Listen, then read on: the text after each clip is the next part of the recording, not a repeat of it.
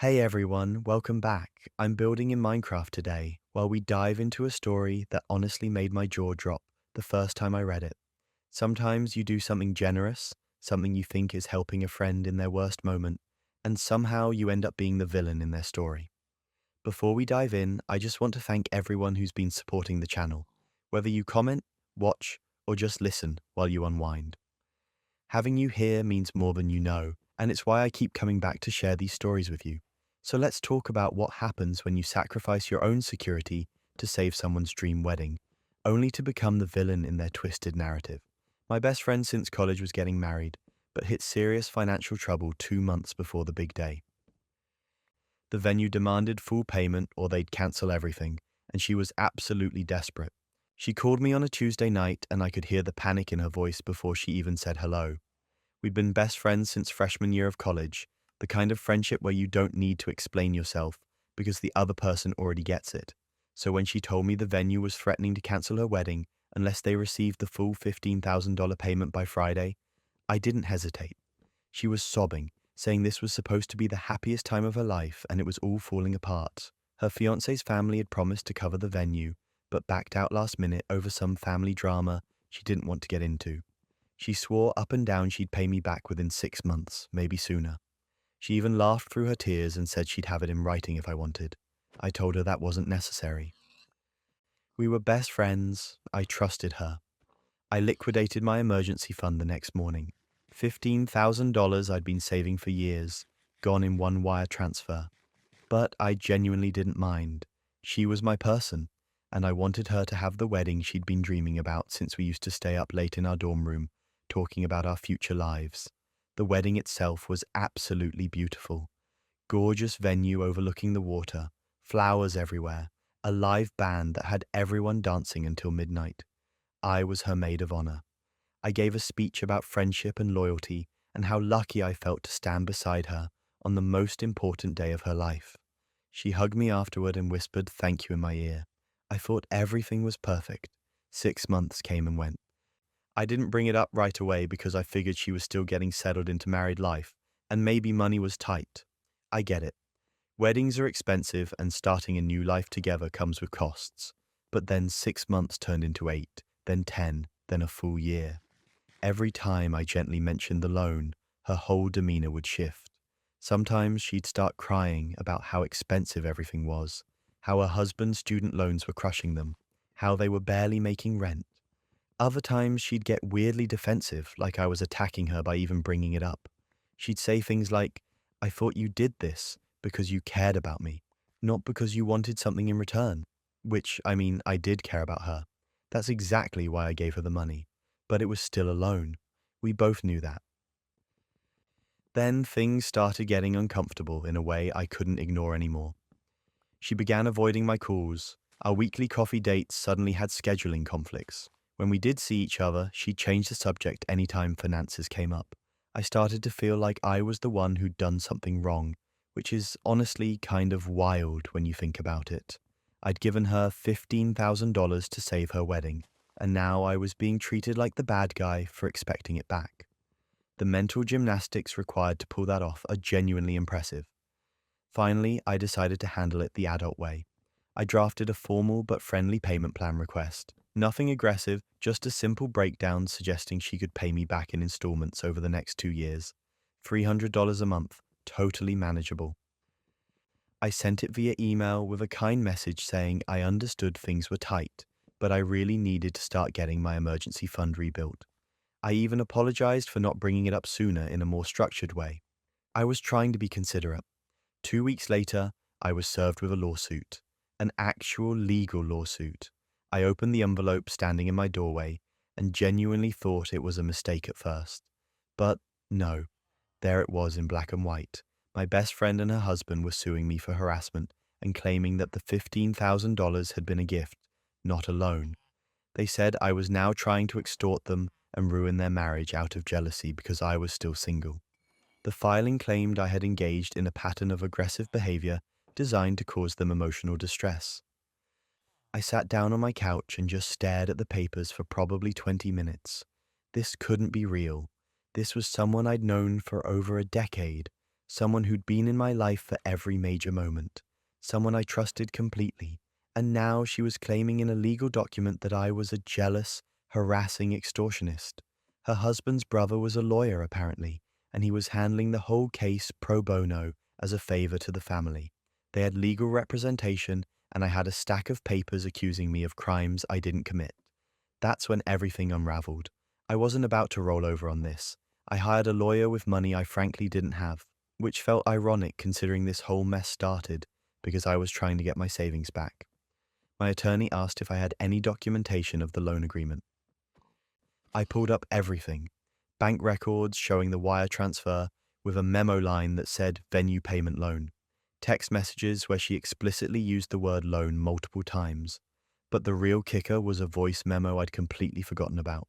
She'd sent it to me the day after I transferred the money. A 3-minute rambling thank you message where she said, and I quote, "I promise I'll pay back every single penny of this loan. You're literally saving my life right now." She said the word loan 4 times in that recording. My lawyer's face when I played that for her was priceless. She actually laughed and said this was the easiest case she'd handled in months. We filed a countersuit and submitted all the evidence. The bank records, the texts, the voice memo, everything. We also included the email I'd sent with the payment plan proposal, which was polite and reasonable by any objective standard. My lawyer said their harassment claim was not only baseless, but potentially frivolous, and we could pursue sanctions if they continued. The court date came faster than I expected. I was honestly terrified walking into that courtroom. I'd never been involved in legal action before, and the idea of facing my former best friend in front of a judge felt surreal. She wouldn't even look at me when we sat down. Her husband glared at me like I'd personally attacked his family. Their lawyer, the brother, had this smug expression like he'd already won. Then the judge reviewed the evidence, all of it. The voice memo played in open court with her voice crystal clear, saying she'd pay back the loan. The text messages projected on a screen. The bank records entered into official record. I watched their lawyer's face change from smug to pale in about 90 seconds.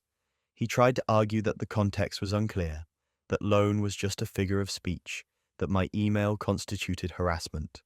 The judge cut him off mid-sentence and asked if he was seriously arguing that a documented loan with explicit verbal confirmation was actually a gift. He stammered something about interpretation of intent. The judge dismissed their lawsuit immediately. Not just dismissed it, but called it baseless and potentially malicious. Then came the part that actually made my hands shake. The judge ordered them to repay the full $15,000 plus interest and awarded me my legal fees on top of it. They were also warned that if they attempted to retaliate or contact me outside of the court-ordered payment plan, there would be consequences. The whole thing took maybe 40 minutes. They handed over the rope and tied the knot themselves. I walked out of that courtroom in a daze. My lawyer was thrilled, already drafting the payment enforcement documents. I just felt empty. This person I'd loved like a sister had tried to ruin me in court rather than pay back money she'd promised to return. She'd accused me of jealousy and harassment. She'd weaponized her husband's family connections to try to intimidate me into giving up. And when presented with undeniable evidence of her own words, she still couldn't admit she was wrong. The payment started arriving a month later. $300 transferred into my account on the first of every month like clockwork, probably because her lawyer told her the alternative was wage garnishment.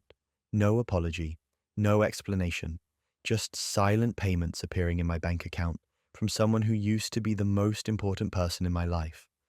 We haven't spoken since the court date. I've seen her exactly once at a mutual friend's birthday party about 6 months later. She left within 10 minutes of me arriving. Our friend group kind of fractured after that, with most people quietly taking sides without ever explicitly saying so. I got my money back, plus legal fees, plus interest. In purely financial terms, I came out ahead. But I lost a friendship I thought would last my entire life. I lost the version of myself that trusted people without question.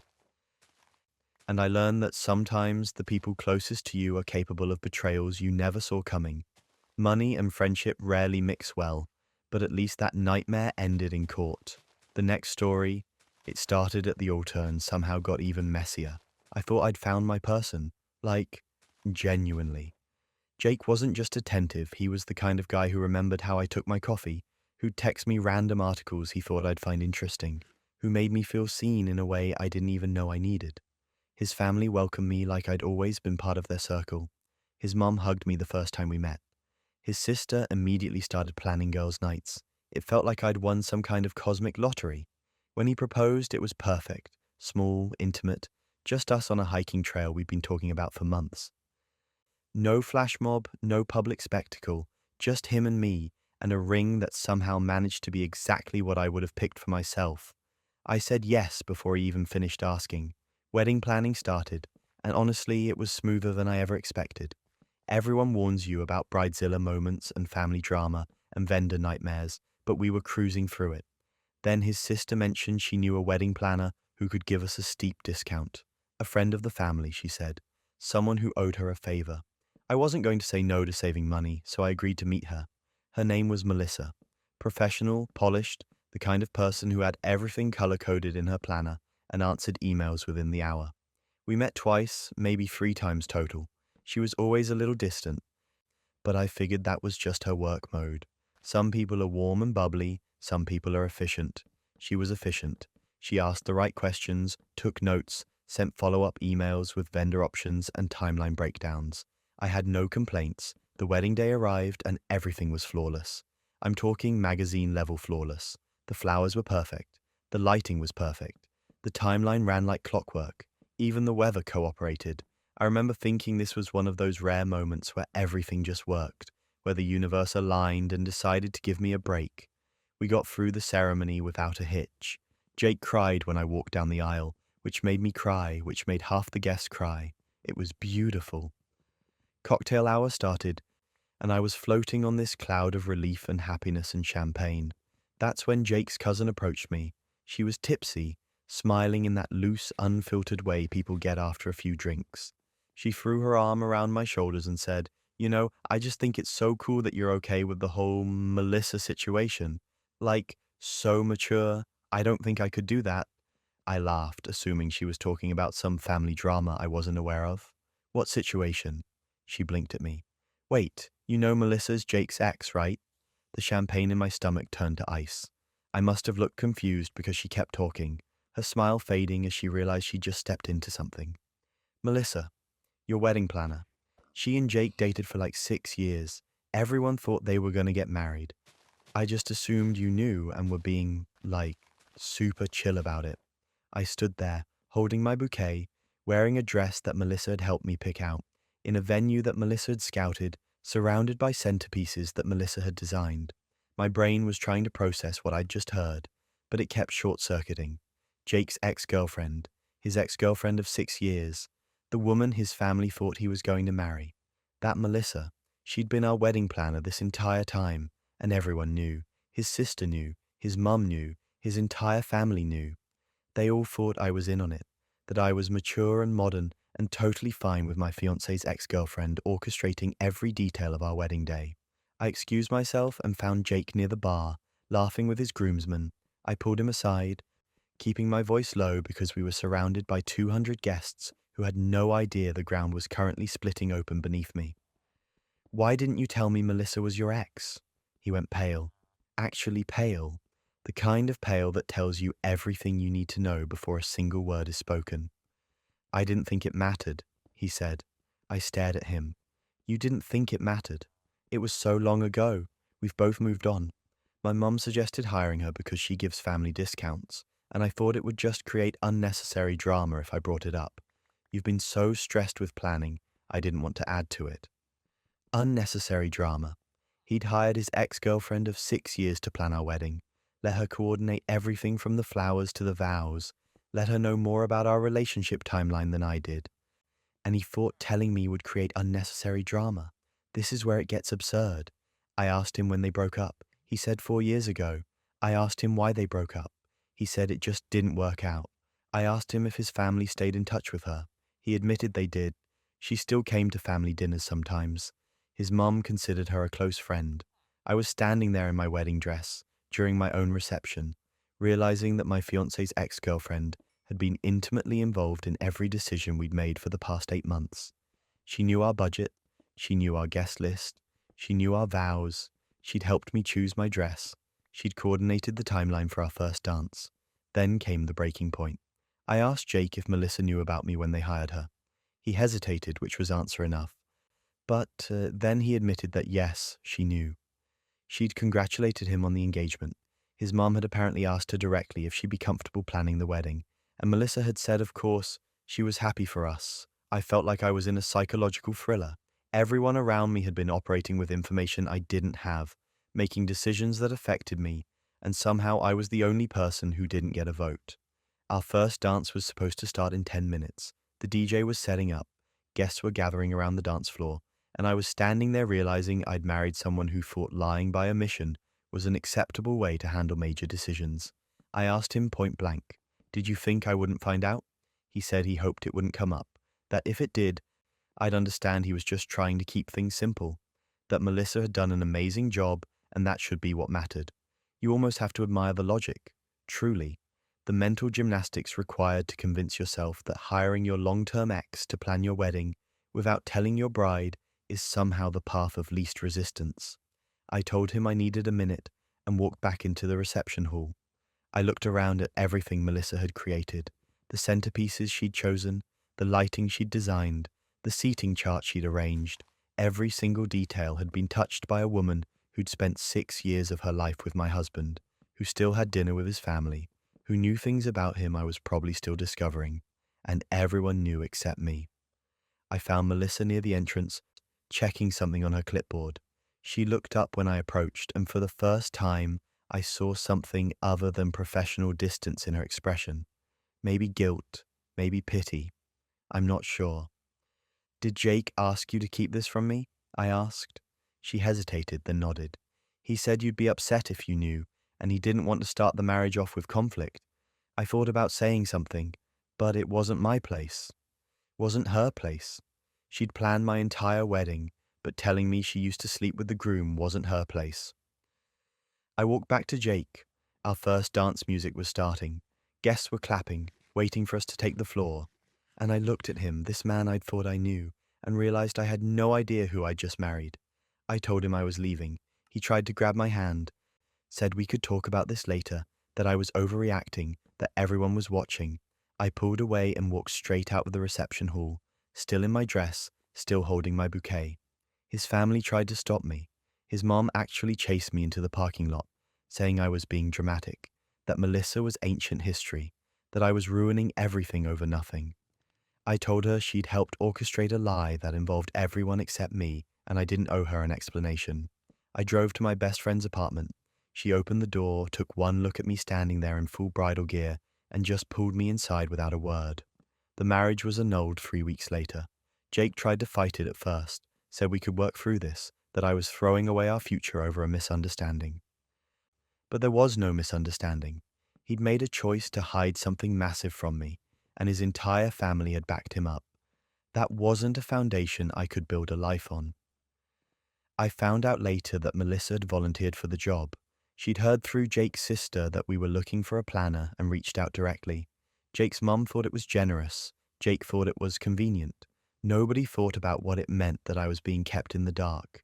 At least I got out before the honeymoon. But speaking of discovering unwelcome surprises, wait until you hear what one person found lurking in their own apartment. Moving into my first solo apartment felt like freedom. After years of roommates, dorm life, and crashing on couches, I finally had my own place in the city. It was a tiny studio, sure, but it was mine. The landlord seemed nice enough during the walkthrough, a little scattered maybe, but friendly. She handed me 2 keys, showed me how the ancient radiator worked, and told me to call if I needed anything. I signed the lease that afternoon and moved in the following week. The first month was everything I'd hoped for. I set up my little corner of the world exactly how I wanted it. No compromises, no passive-aggressive notes about dishes, just me and my space. But around week 5, I started noticing weird little things. My shampoo bottle seemed to be emptying faster than it should. I'd buy groceries and could have sworn I had more eggs, more bread, more of basically everything. At first I figured I was just bad at estimating portions, or maybe I was stress eating and blocking it out. Work was intense, I was adjusting to city life. My brain was probably just fried. Then the furniture thing started. I'd come home and my desk chair would be angled differently. The throw pillows on my couch were rearranged. One morning, I was absolutely certain I'd left a mug on the coffee table, but when I got home, it was washed and sitting in the drying rack. I started questioning my own memory. Was I losing it? I'd heard about carbon monoxide poisoning causing memory issues, so I actually bought a detector and installed it. Nothing. I even went to my doctor and asked if early onset dementia was a thing in your 20s. She looked at me like I was ridiculous and suggested I was probably just overwhelmed with the move. So I let it go. Or I tried to. But that nagging feeling wouldn't leave. Something was off in my apartment, in my space, and I couldn't shake it. Then one Saturday afternoon, I was deep cleaning the bathroom. I'm talking scrubbing grout, organizing under the sink, the whole deal. I pulled out the cabinet contents completely to wipe down the shelves, and that's when I saw it. Taped to the back wall of the cabinet, tucked behind the pipes where you'd never see it unless you were really looking, was a key. Not my key. A spare key on a little ring with a red tag. My stomach dropped. I pulled it out and stared at it, trying to make sense of what I was seeing. It didn't match my apartment key. It didn't match my mailbox key. It was just there, hidden, like someone had stashed it for easy access. The paranoia I'd been trying to suppress came flooding back, but this time it had teeth. Someone had a key to my apartment. Someone had hidden a backup key inside my apartment, which meant someone was coming in here when I wasn't home. I didn't sleep that night. I kept the lights on, checked the locks every 30 minutes, and jumped at every sound in the hallway. By morning, I'd made a decision. I went online and ordered a hidden camera, the kind that looks like a phone charger. It arrived 2 days later, and I set it up pointing directly at my front door. Then I went to work like normal and waited. The first day of footage showed nothing, just me leaving in the morning and coming home at night. The second day, same thing. I started to wonder if I was actually losing my mind, if maybe I'd imagined the whole thing, and that key was left by a previous tenant or something. But on day 3, I checked the footage during my lunch break, and my blood went cold. At 10:47 that morning, my front door opened. A guy in his late 20s walked in like he owned the place. He was carrying a gym bag.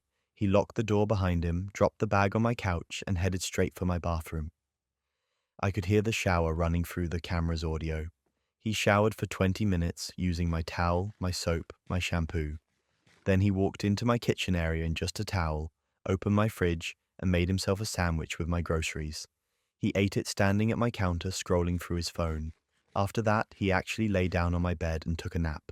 A full hour-long nap in my bed. At 1:15, he got up, got dressed, grabbed his bag, and left. Just like that. Like it was the most normal thing in the world. I felt physically sick. This stranger had been using my apartment like a personal crash pad, showering in my bathroom, sleeping in my bed, eating my food, and from the casual way he moved around, this wasn't his first time. This explained everything. The missing shampoo, the rearranged furniture, the food disappearing. Someone had been living part-time in my apartment, and I'd been gaslit into thinking I was forgetful. I saved the footage immediately and started digging. I didn't recognize the guy, but something about the confidence he had with my space made me think he wasn't a random stranger. He had to be connected to the building somehow. I pulled up my lease and found my landlord's phone number. Before I called her, I did a reverse image search on the building's website, and that's when I found it. There was a photo from some community event, and there he was, standing next to my landlord. The caption identified him as her son. Her son had a key to my apartment. Her son had been using my place as his personal hotel. I took a breath and called her. I kept my voice calm and told her I needed to speak with her about an urgent safety issue. She said she could stop by that evening. When she showed up, I didn't waste time. I pulled up the footage on my laptop and let her watch. Her face went from confused to embarrassed to defensive in about 30 seconds. This is where it gets absurd. She actually laughed. Not like a nervous laugh, but a genuine dismissive chuckle. She said her son was between places right now and needed somewhere to shower and rest during the day. She didn't think I'd mind since I was never home anyway. She said it so casually, like she was explaining why she'd borrowed a cup of sugar. I stared at her in disbelief. I told her that her son had been illegally entering my apartment, using my belongings, and sleeping in my bed without my knowledge or consent. She waved me off and said I was overreacting, that he wasn't stealing anything or causing damage, so what was the big deal? I told her the big deal was that this was illegal, a massive violation of my privacy, and completely unacceptable. I said I wanted his key immediately, and I expected this to never happen again. She got snippy then. She said technically the building was hers and she could access the units as needed. I pulled up my lease on my phone and read her the section about notice requirements for landlord entry and tenant right to privacy. She didn't like that. She muttered something about young people being too sensitive these days and said she'd talk to her son. That wasn't good enough, not even close. The next morning I filed a police report. I brought the camera footage, screenshots of my lease, and a written timeline of everything I'd noticed. The officer who took my report looked genuinely disturbed. He said this was definitely illegal entry and trespassing, and that I had grounds to break my lease and potentially pursue charges. He gave me a case number and advised me to notify my landlord in writing that I was terminating the lease due to illegal entry and violation of tenant rights. I sent the email that afternoon. I cited the specific lease violations, attached the police report case number, and stated I'd be moving out within 2 weeks and expected my full security deposit returned immediately. I also said I'd be filing a formal complaint with the city's housing authority. Her response came an hour later. She threatened to sue me for breaking the lease early. She said I had no proof of wrongdoing and that she'd keep my deposit to cover the remaining months of rent I owed. You almost have to admire the audacity. I forwarded her threat to my lawyer friend who I'd already consulted. He helped me draft a response that was professional but left no room for interpretation. We informed her that I had video evidence of her son illegally entering my apartment on multiple occasions, that I had filed a police report, and that if she pursued any legal action against me, I would counter-sue for invasion of privacy, emotional distress, and violation of tenant rights. We also noted that her son could face criminal trespassing charges if this continued. We gave her 48 hours to confirm return of my deposit and release me from the lease, or we'd escalate. She folded immediately. Within 24 hours, I had an email confirming my lease was terminated, my deposit would be returned in full, plus an additional 3 months' rent as settlement to avoid further legal action. The email also stated her son had been banned from accessing any units in the building and that his key had been confiscated. I moved out 6 days later. I didn't leave a forwarding address. I scrubbed that place from my life completely. My new apartment has a deadbolt, a chain lock, and a security camera I installed myself. I check it obsessively even now, months later. The wildest part is I heard through a former neighbor that the landlord's son was furious about being banned from the building. Apparently he'd been doing this in multiple units over the years, just rotating between vacant apartments and ones where tenants worked long hours. Nobody had ever caught him before. I was just the first person paranoid enough to install a camera. Strangers violating your privacy is terrifying, but what happens when your own family becomes the ones you can't trust? Buckle up for this one. I worked 2 jobs through high school. Weekday evenings I was at the grocery store, weekends I lifeguarded at the community pool. My friends were out at parties and football games while I was scanning produce and watching kids cannonball into the deep end. I didn't mind really. My parents had always told me I had a college fund waiting for me, started the day I was born, and every paycheck I earned just padded my savings for books and living expenses. I was building towards something. My younger sister had a different high school experience. She was a dancer, not just recreational classes, but serious competitive dance. Her whole life revolved around the studio. Practices every day after school, weekend rehearsals, competitions that required flying across the country. My parents drove her everywhere, attended every performance, recorded every routine. They talked about her constantly, how dedicated she was, how talented, how she had a real shot at making dance her career. I was proud of her, honestly. She worked hard at what she loved, and I worked hard at building a future. Different paths, same family support, or so I thought. Senior year rolled around and college acceptance letters started arriving. I got into my top choice, a solid state school with a great program for what I wanted to study. I was ecstatic. The financial aid package came through, and with my college fund, everything would be covered. I'd actually have money left over.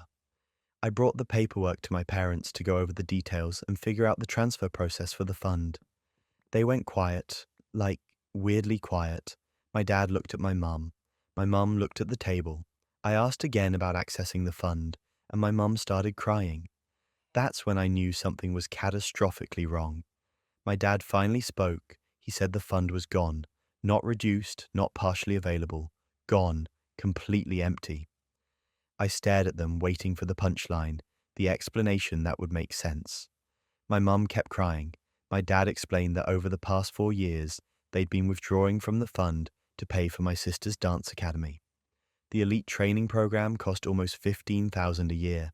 Then there were competition fees, travel expenses, costumes, private coaching. It added up fast. They drained my entire college fund, the money that had been set aside for 18 years to finance my sister's extracurriculars. I felt like the floor had dropped out from under me. I asked why they didn't tell me, why they let me keep believing I had this safety net, while they were systematically dismantling it. My dad said they assumed I'd figure it out with scholarships and loans. I was independent, resourceful, smart. I'd find a way. My sister needed the support more because dance was so competitive and she wasn't as academically driven. But that wasn't even the worst part. I asked if my sister knew. The silence that followed told me everything. My mum admitted that yes, my sister knew. She'd known for 2 years. She'd actually asked them not to tell me because she didn't want me to resent her or make her feel guilty about her opportunities. So they'd all just kept it from me. My parents and my sister had been walking around with this secret, watching me work myself to exhaustion, letting me plan my future around money that didn't exist anymore, and nobody said a word. I was devastated. Not just about the money, though. That was crushing enough. It was the betrayal. The fact that my entire family had looked at my future and my sister's hobby and decided hers mattered more. That they'd let me believe in something that was already gone. That my sister had actively participated in hiding this from me because her comfort was more important than my right to know. I didn't yell. I didn't scream. I just left the room and went to my own space and stared at the ceiling, trying to process what had just happened. My college fund was gone, my plans were shattered, and my family had conspired to keep me in the dark. The next few weeks were a blur of scholarship applications, loan paperwork, and financial aid appeals. My parents barely spoke to me. My sister avoided me completely. The house was tense and silent. I withdrew my acceptance to the 4-year school and enrolled in community college instead. It was what I could afford. I'd transfer later maybe, if I could save enough. My sister had a major competition coming up. It was a big deal, one of the regional championships that drew scouts and judges from across the country. My entire extended family was coming to watch. Aunts, uncles, grandparents, cousins. Everyone would be there to support her big moment. My parents expected me to come too, to sit in the audience and cheer like nothing had happened. I went, but not for the reasons they thought. The competition had a program, one of those booklets with performer bios and acknowledgements. Before my sister's category performed, there was a section where families could stand and be recognized for their support. Parents of graduating seniors, sponsors, that kind of thing. My mum and dad stood when my sister's name was called. Everyone clapped, then I stood up too. This is where patience finally snapped. I thanked my parents, loudly and clearly, so everyone in that auditorium could hear me. I thanked them for sacrificing my future, so my sister could chase hers.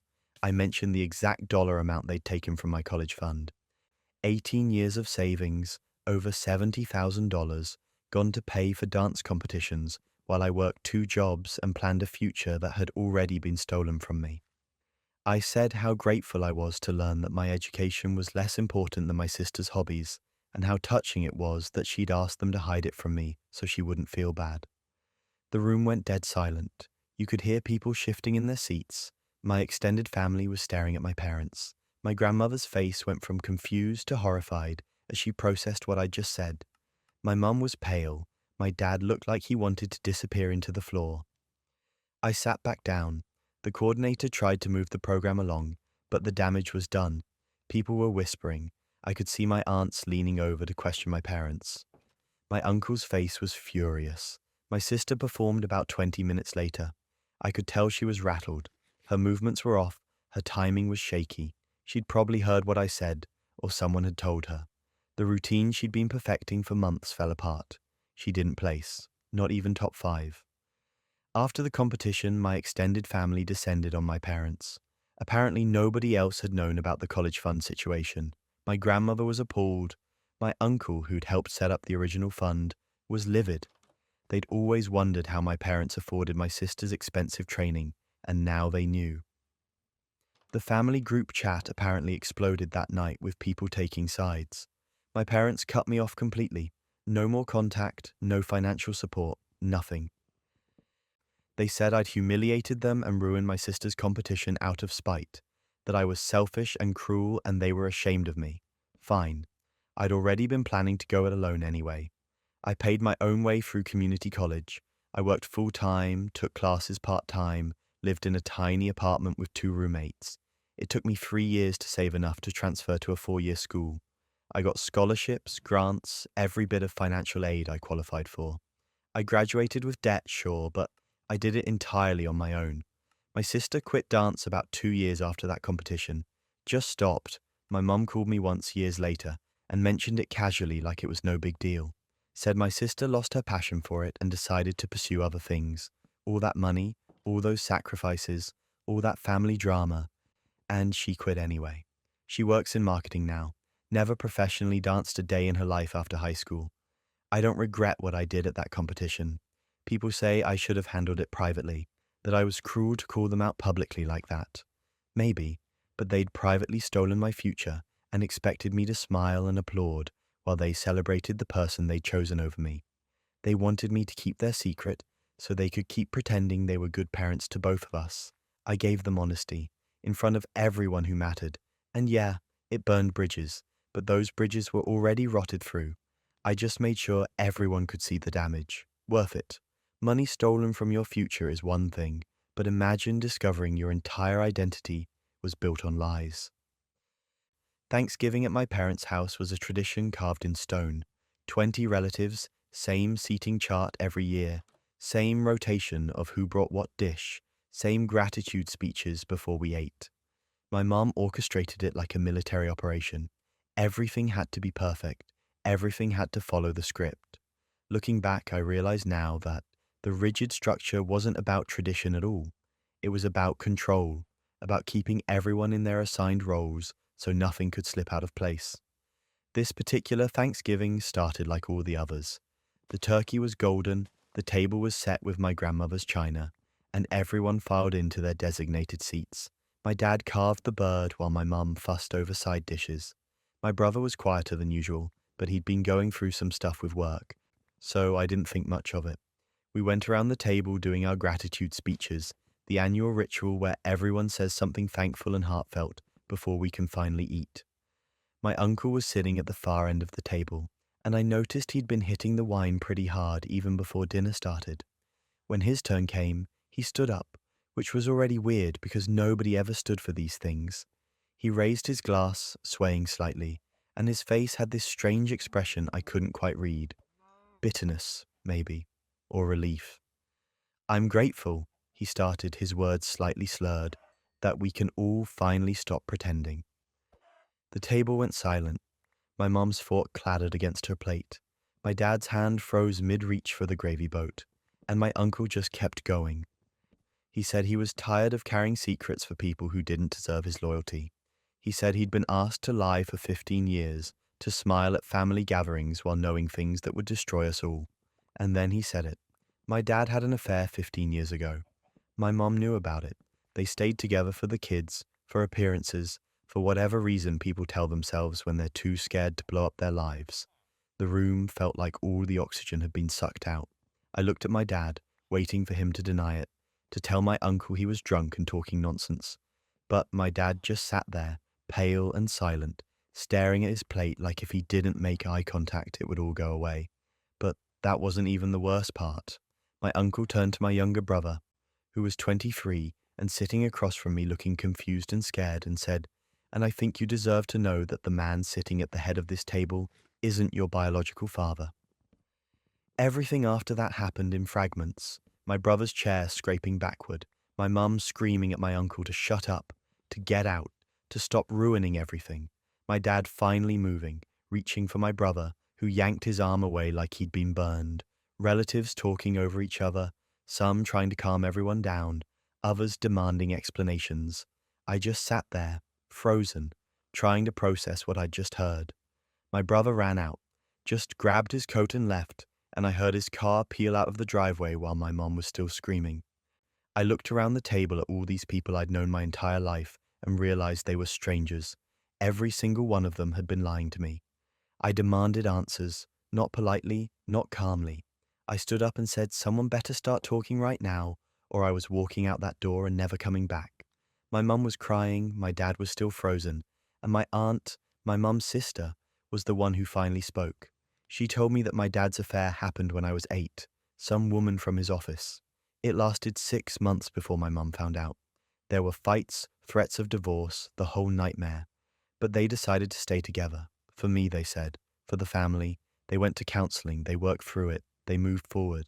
Except my mum didn't move forward. Not really. A year later, she had her own affair. She told me this herself, through tears like I was supposed to understand.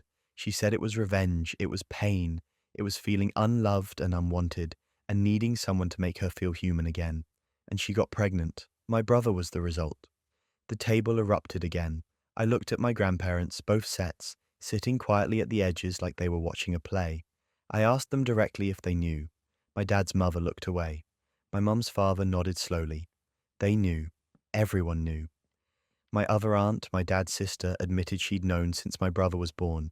She said it was obvious if you looked at the timeline, if you paid attention. But the family decided that collective silence was easier than truth. They made a pact. Never speak of it. Raise my brother as my dad's son. Pretend the affairs never happened.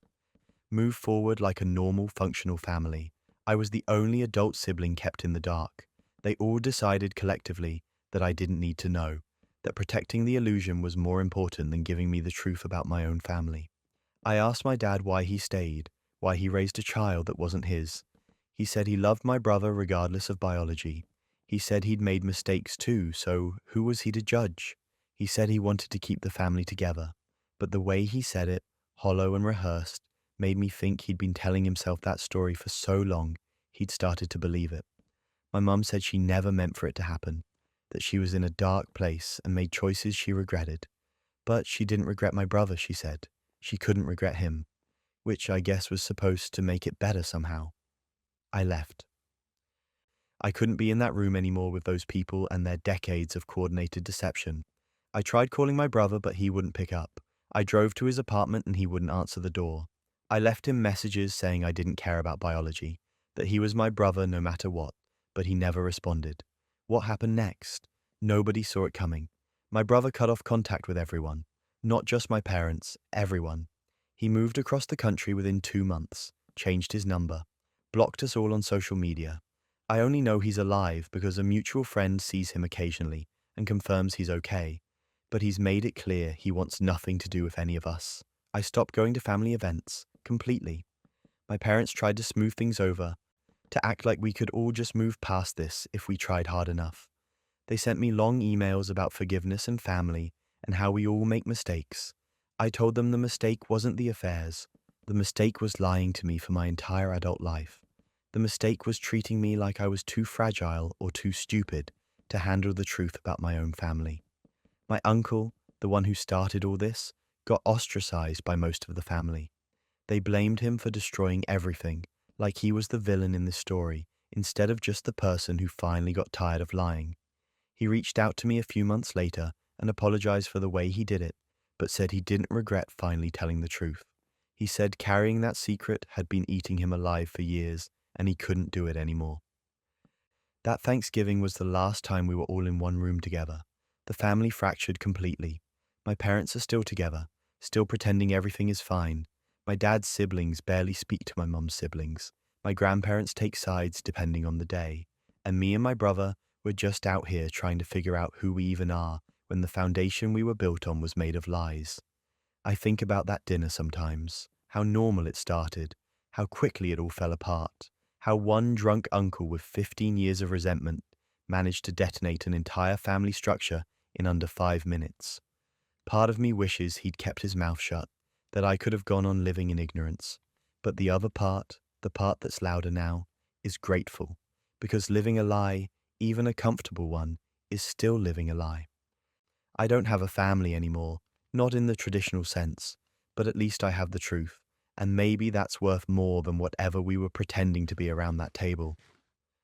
Family secrets can detonate in an instant, but some deceptions take years of your life before you even realize you've been played. For 3 years, I thought I was losing my mind. Little things at first. I'd mention a conversation Morgan and I had about dinner plans or weekend trips, and they'd look at me like I was speaking another language. They'd say we never talked about that, that I must be confusing it with something else, that maybe I dreamed it. I started second guessing myself constantly. Did we talk about that? Did I imagine it? Was my memory really that unreliable? Then things started moving. I'd leave my keys on the kitchen counter and find them in my coat pocket. I'd put my phone on the charger and discover it in the bathroom. Every time I brought it up, Morgan had the same response. I must have moved it and forgotten. I was stressed. I was distracted. I was working too hard and not getting enough sleep. They said it so calmly, so reasonably, that I started to believe them. The anxiety crept in slowly. I'd triple check that I'd locked the door, turned off the stove, sent that email. I kept notes on my phone about conversations we had, just so I could prove to myself I wasn't making things up. But then I'd reference the notes and Morgan would gently suggest that maybe I was becoming obsessive, that this level of documentation wasn't healthy. They were worried about me, they said. I was clearly struggling with something deeper. Morgan suggested therapy. They framed it as supportive, loving even. They said they wanted me to feel better, to stop being so anxious all the time. They offered to help me find someone, to drive me to appointments. I was grateful. I genuinely thought they were trying to help me fix whatever was broken inside me. I started seeing a therapist twice a week. I talked about my memory issues, my anxiety, my constant fear that I was losing touch with reality. My therapist was kind and patient. We worked on grounding techniques, on trusting myself, on managing the overwhelming sense that something was fundamentally wrong with me. I was diagnosed with anxiety disorder. I started medication. And through all of it, Morgan was there, supportive and concerned, telling me how proud they were that I was getting help. I believed something was wrong with me. I completely, fully believed it. Then one afternoon, I was using our shared tablet to look up a recipe. We both used the same device for random household stuff, shopping lists, that kind of thing. A notification popped up, a voicemail. I wasn't trying to snoop, I was just clearing notifications, but I accidentally opened it. The message was from 2 months earlier, left for someone named Alex, who I vaguely remembered as Morgan's friend from work. I almost deleted it without listening, but something made me press play. Morgan's voice came through the speaker, casual and upbeat. They were laughing, talking about their day, and then they said something that made my blood turn cold. You should see how easy it is to make them doubt themselves. I moved their wallet yesterday from the table to the bedroom dresser. They spent 20 minutes looking for it, getting more and more panicked. When they finally found it, I just said they must have put it there and forgotten. They actually apologized to me for being forgetful. It's kind of hilarious how much control you can have when someone thinks they're going crazy. I stood there in my kitchen, holding the tablet, listening to my partner describe gaslighting me like it was a fun hobby. They went into detail, specific incidents I remembered, conversations they denied having, items they deliberately moved. They talked about it like a game, like a power dynamic they enjoyed maintaining in our relationship. Alex apparently thought it was funny too, because I could hear laughter in the background. Morgan said the therapy thing was perfect because now I was even more convinced something was wrong with me. They said it gave them more credibility when they denied things, because I'd already been professionally labeled as anxious and unstable. They were using my mental health diagnosis as a tool to gaslight me further. I felt physically sick. I sat down on the floor and replayed the voicemail 3 times, just to make sure I'd heard correctly. Each time, it got worse. The casual cruelty, the amusement in their voice, the fact that they'd been doing this deliberately, systematically, for years. I recorded the voicemail on my phone, screen recording, audio backup, everything. I saved it in multiple places. Then I just sat there trying to figure out what to do with the information that my entire reality had been manufactured by someone who claimed to love me. Morgan came home an hour later. I was still sitting on the kitchen floor. They asked what was wrong, their voice full of that familiar concern that I now recognized as performance. I stood up, pulled out my phone, and played the recording. Their face went through about 5 different expressions in 10 seconds: shock, panic, anger, and then something that looked almost like annoyance that they'd been caught. They tried to laugh it off at first, said it was just venting, that I was taking it out of context, that everyone complains about their partners to friends. I asked them to explain what context made deliberately moving my things and denying conversations acceptable. They didn't have an answer for that, and here's where it gets absurd. They actually tried to deny it, while I was literally holding a recording of them describing in detail how they'd been gaslighting me. They tried to tell me I was misunderstanding what I'd heard. They said the recording was out of context, that I was twisting their words, that I was having an episode and needed to calm down. Even caught, even confronted with undeniable evidence, they were still trying to manipulate me. I told them I was leaving. They switched tactics then, started crying, saying they didn't mean it, that it started as a stupid joke and got out of hand, that they loved me and we could work through this. They reached for me and I stepped back. I couldn't let them touch me. The person I thought I knew didn't exist. This stranger wearing their face had been torturing me for entertainment. I packed a bag and left that night, stayed with a friend who listened to everything and looked horrified. She'd noticed I'd been different the past few years, more anxious, more apologetic, constantly second-guessing myself. She said she'd tried to bring it up, but I'd defended Morgan every time. I called my therapist the next day and played her the recording. The silence on the other end of the line lasted so long, I thought the call had dropped. When she finally spoke, her voice was shaking. She said what I'd experienced was textbook psychological abuse, that none of my symptoms were organic, that I'd been gaslit so thoroughly I'd developed actual anxiety disorder from the sustained manipulation. Things went from bad to unhinged. I pressed charges. I wanted Morgan held accountable for what they'd done to me. But it turns out gaslighting isn't always prosecutable. Emotional abuse is hard to prove legally, and even with the recording, the district attorney said there wasn't enough for criminal charges. No physical harm, no financial fraud, just psychological torture that left no visible scars. Morgan tried to contact me constantly. Calls, texts, emails, showing up at my work. They said I was overreacting, that couples fight, that I was throwing away 3 years over a misunderstanding. They sent me flowers with cards about second chances. They contacted my friends trying to get them to convince me to come back. Each attempt just reinforced that they still didn't think they'd done anything wrong. I blocked them everywhere. Phone, email, social media, everything. I got a restraining order when they wouldn't stop showing up at places they knew I'd be. My friend let me stay with her for 2 months while I found a new apartment, somewhere Morgan didn't know about. Therapy became about unraveling years of manipulation.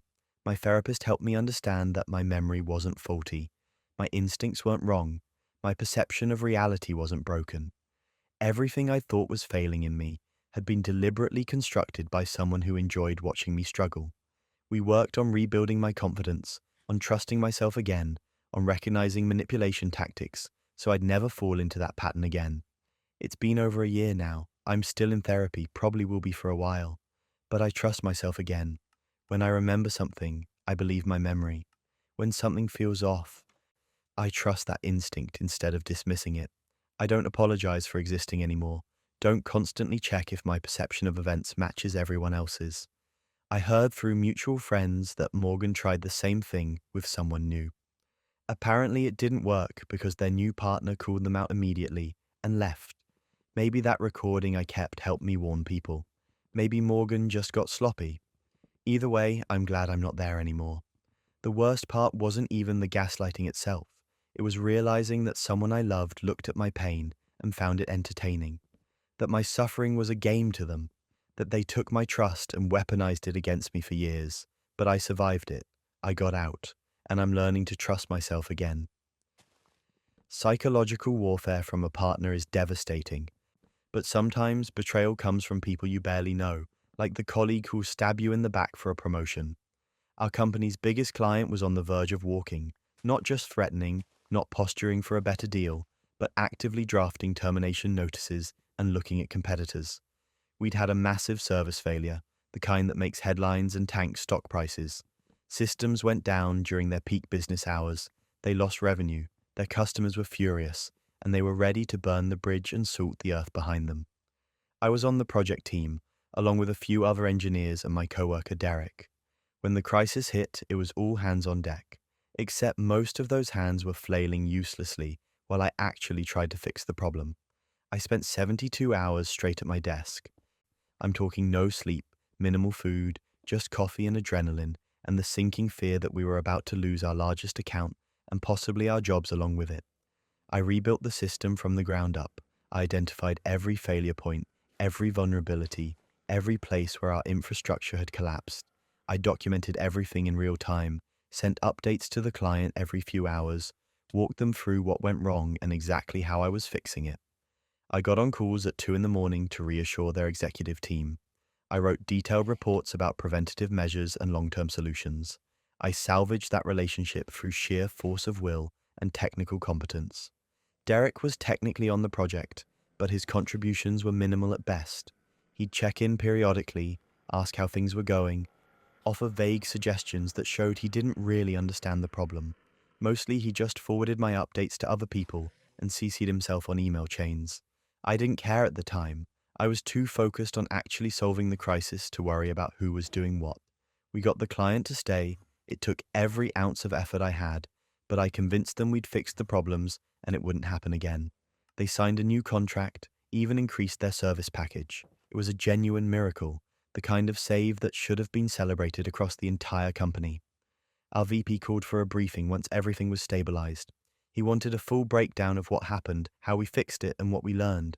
Derek immediately volunteered to present. I figured we'd co-present, that he'd maybe introduce things and I'd walk through the technical details. That seemed reasonable. I was exhausted anyway, barely functioning on 3 hours of sleep and my fourth cup of coffee that morning. The meeting started and Derek launched into the presentation. Using my reports, word for word, every solution I'd developed, every client communication strategy I'd implemented, every technical decision I'd made. He presented all of it as his own work.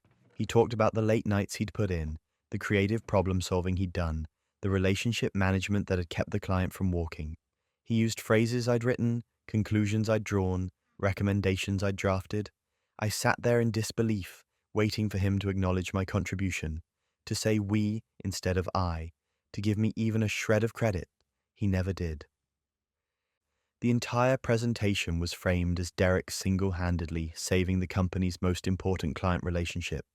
The VP ate it up. He praised Derek's leadership under pressure, his technical expertise, his client management skills. He said this was exactly the kind of initiative and ownership the company valued.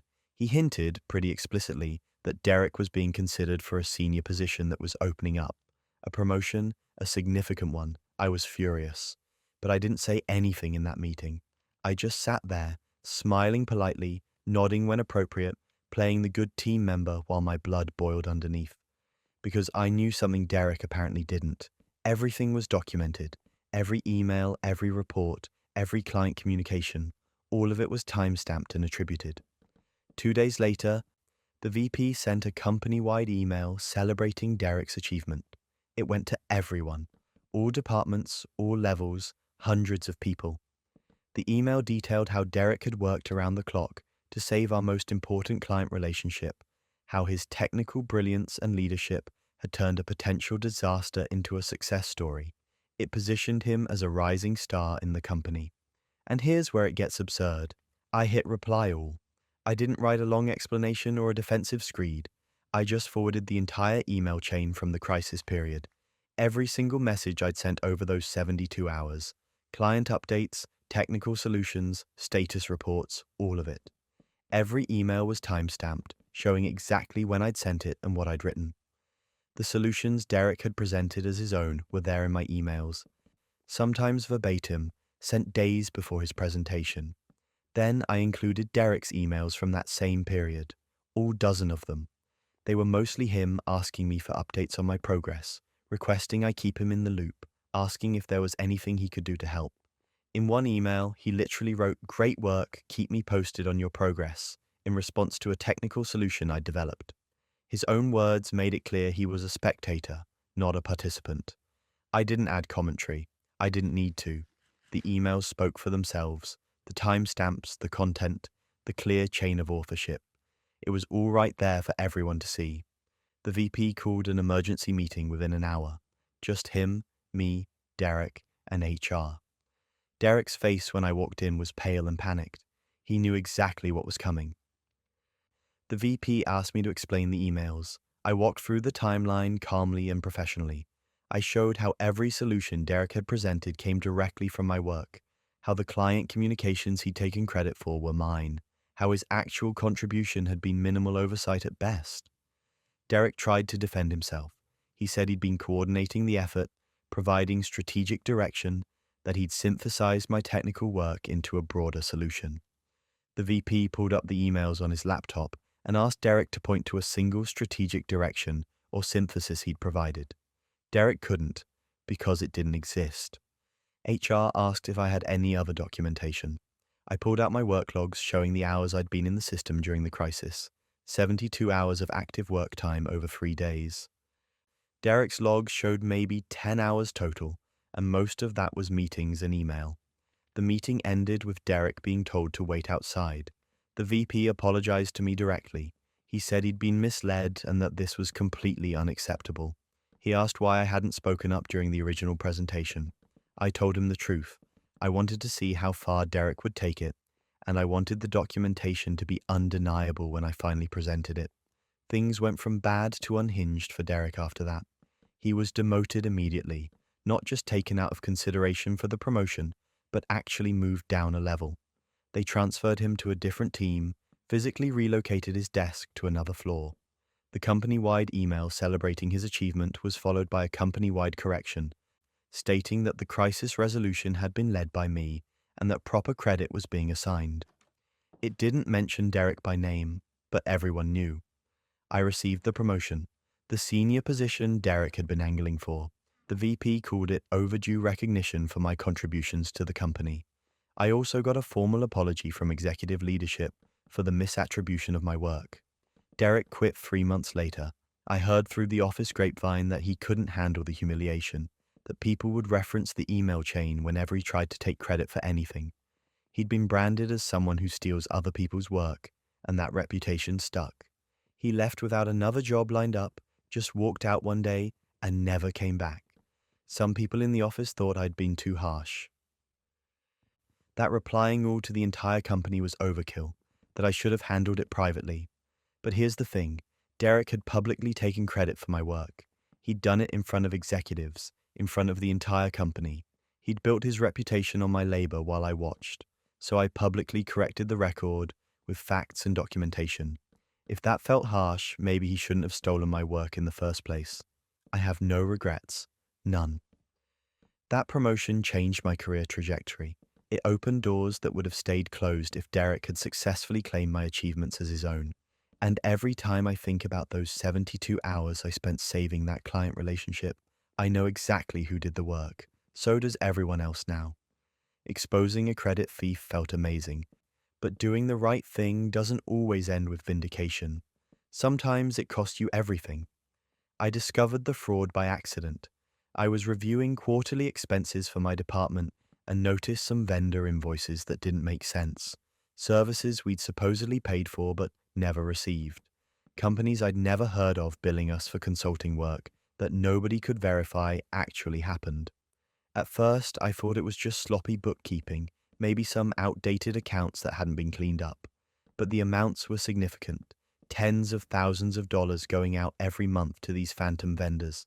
I started digging deeper. I pulled invoices going back 2 years and found a pattern. The same handful of vendors, all approved by my manager, all for vague services that nobody in our department could confirm. I cross-referenced the payment dates with our actual project timelines and nothing matched up. We were being billed for work during periods when we had no active projects with those vendors. Some of the invoices were for services we'd already paid other legitimate companies to perform. I brought it to my manager first, thinking maybe there was an explanation I was missing. He brushed it off, said those were legacy contracts from before my time and not to worry about it. But his reaction was off. Defensive, nervous. He told me to focus on my own responsibilities and stop digging into things that didn't concern me. That's when I knew something was really wrong. I kept investigating on my own time. I searched for the vendor companies online, and found that most of them barely existed. Websites that were just placeholder pages. No real business presence, no employee listings, nothing. One of them had an address that turned out to be a UPS store mailbox. Another was registered to a residential address in a state where we had no business operations. Then I found the connection. One of the vendor company registrations listed a partial owner name that matched my manager's wife's maiden name. Another had a business partner with the same last name as my manager's brother-in-law. These weren't legitimate vendors. These were shell companies set up to funnel money out of our organization, and my manager was approving the invoices and pocketing kickbacks. I documented everything: spreadsheets, invoice copies, business registration records, payment approvals with my manager's signature. Over $200,000 in fraudulent charges over a 2-year period. It was systematic, deliberate fraud. I reported it to HR and filed a complaint through our company's ethics hotline. The hotline was supposed to be anonymous and protected, specifically designed for situations like this. I provided all my documentation, explained the pattern, laid out the evidence. I was confident I'd done the right thing. The company would investigate, find the fraud, and take appropriate action. I'd protected the organization and upheld my professional integrity. 3 days later, I was called into a meeting with HR and my manager's boss. They told me my employment was being terminated effective immediately due to performance issues. I was blindsided. Performance issues? I'd never received a negative review. My last evaluation had been positive. I'd exceeded my targets for 3 consecutive quarters. They handed me a folder. Inside were written warnings I'd never seen before, performance improvement plans I'd never been asked to sign, documentation of alleged complaints from co-workers about my attitude and work quality. All of it dated over the past 6 months, all of it completely fabricated, and all of it backdated to create a paper trail that justified my termination. My manager had seen my ethics complaint coming and moved first. He'd built an entire false record against me, probably working nights and weekends to backdate documents and forge a narrative that I was a problem employee. HR was presenting this to me like it was legitimate documentation that had been building for months, when in reality it had probably been created in the 72 hours since I filed my report. I asked about the ethics investigation. They said they had no record of any complaint filed by me. The hotline report had vanished.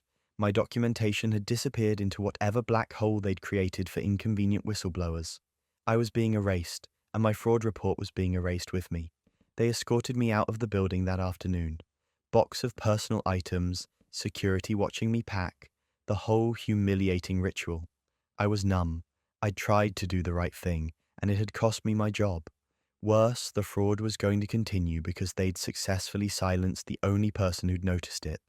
But that wasn't even the worst part. I found out later through a former co-worker that the ethics investigation had briefly started, but was quietly shut down within 48 hours of my report. Someone high up had killed it before it could gain any traction. My manager had panicked when he got wind of the investigation and went straight to HR to activate his contingency plan. Get me fired before the investigation could validate my claims. I spent 2 weeks being angry and defeated. Then I got a lawyer, a good one, who specialized in wrongful termination and whistleblower retaliation. I handed over every piece of documentation I'd saved, every email I'd kept, every bit of evidence I'd gathered about the fraud. My lawyer's eyes lit up when she saw what I had. We filed a wrongful termination lawsuit.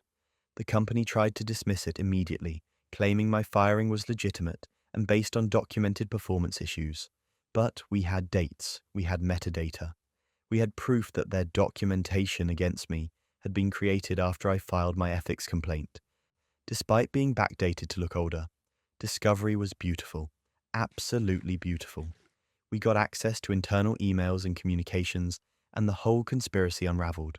My manager had sent messages to the HR director the day after my ethics complaint, explicitly strategizing about how to terminate me before the investigation could proceed. The HR director had helped him fabricate the performance documentation. And here's where it gets absurd. The HR director was my manager's college roommate. They'd known each other for 20 years. The ethics complaint had gone straight to someone who was personally loyal to the person I was reporting. The company's lawyers realized pretty quickly that they were cooked. Internal emails discussing how to neutralize the complainant and shut down the inquiry weren't exactly a good look for a corporation claiming they followed proper procedures. We had them on wrongful termination, retaliation against a whistleblower, conspiracy to commit fraud, and a bunch of other charges my lawyer was gleefully stacking on. They settled out of court. Significant sum, undisclosed amount per the agreement, but enough that I didn't need to work for a while. Part of the settlement required them to complete a full investigation into the fraud I'd reported and to implement new ethics reporting procedures with actual oversight. My manager was fired. The HR director was fired. Several other people who'd been aware of the fraud scheme and looked the other way were quietly pushed out. The company overhauled its entire ethics reporting system. Anonymous hotlines now went to external third-party firms instead of internal HR. Whistleblower protections were strengthened. Retaliation policies were updated and actually enforced. My lawyer told me later that my case had become a teaching example in their legal department about what not to do when an employee reports misconduct. I took the settlement money and started my own consulting business. I help companies audit their vendor relationships and identify fraud risks. Turns out getting burned by corporate corruption makes you really good at spotting it in other organizations. My business has been doing well, better than I ever did working for someone else. Do I wish it had gone differently? Sure. I wish I could have reported the fraud and had the company handle it properly, investigate legitimately, and address the problem without destroying my career in the process. But that's not what happened. Instead, I learned that doing the right thing sometimes costs you everything: your job, your reputation, your sense of security. But I also learned that documentation is power, that staying organized and keeping records can save you when institutions fail, that there are legal remedies when corporations think they can silence you, and that sometimes karma does work. It just takes longer than you'd like and requires a good lawyer to speed things along. My former manager tried to fight his termination too. He lost. Last I heard, he's working retail and dealing with his own legal issues related to the fraud scheme. The shell companies got investigated and dissolved. Some of the money was recovered. And me? I'm doing fine. Better than fine, actually. I built something of my own instead of relying on a company that proved it couldn't be trusted. Sometimes the worst thing that happens to you ends up being the catalyst for the best thing you ever do. Corporate retaliation is brutal, but at least lawsuits leave a paper trail. What about when the betrayal is wrapped up in a handshake and a promise? I was employee number 3 at a startup that was supposed to change everything. You know the type. Small team, big dreams, everyone working out of a cramped office that smelled like coffee and ambition. My boss, the founder, had this vision that he sold so well, I actually believe we were building something that mattered. He offered me below market salary, way below, but sweetened the deal with a promise of 5% equity once the company formally incorporated. We shook hands on it. He looked me in the eye and told me I was essential, that we were in this together, that when the company succeeded, we'd all succeed. I worked 80-hour weeks. Weekends didn't exist. Holidays were just another day at the office. I built the core product from scratch, stayed up until 3 in the morning fixing bugs and implementing features. I closed our first major deals, pitching to clients who were way out of my league, but somehow I made it work because I believed in what we were doing. I sacrificed relationships, my health, any semblance of work-life balance. My friends stopped inviting me places because I always said no. My family barely saw me. But it was fine, I told myself. It was temporary. Once we made it, once the equity kicked in, it would all be worth it. 2 years went by like that. Grinding, building, pushing. And then it happened. We secured Series A funding. Real money, real investors. The kind of validation that meant we'd actually made it past the startup graveyard. Everyone was celebrating. Champagne in the office, congratulations all around, talk of expanding the team and moving to a bigger space. I was happy, genuinely, but also ready to finally formalize what I'd been promised. The equity, my 5% stake in the company I'd helped build from nothing. I approached my boss after the celebration died down and asked about the equity paperwork. When were we filing it? What did I need to sign? He got this weird look on his face, sort of evasive, and said he hadn't gotten around to filing it yet, but would definitely handle it soon. Soon. That word should have been a red flag right there. But I trusted him. We'd built this thing together. He wouldn't screw me over. Months passed. I brought it up again. Same response. He was working on it, it was complicated, the lawyers were handling incorporation stuff, and he'd loop me in when everything was ready. I started to feel uneasy. This wasn't complicated. This was paperwork. Standard startup equity distribution. Why was it taking so long? I hired a lawyer, cost me money I didn't really have, but I needed someone to review my employment contract and figure out what was going on. The lawyer read through everything and pointed out that equity was mentioned, but only vaguely. There was language about potential equity grants subject to board approval and formal agreements. Nothing concrete, nothing binding. My stomach dropped. I requested corporate records through my lawyer. It's something shareholders can do, and even though I wasn't technically a shareholder yet, we pushed for transparency given the verbal agreements and email references.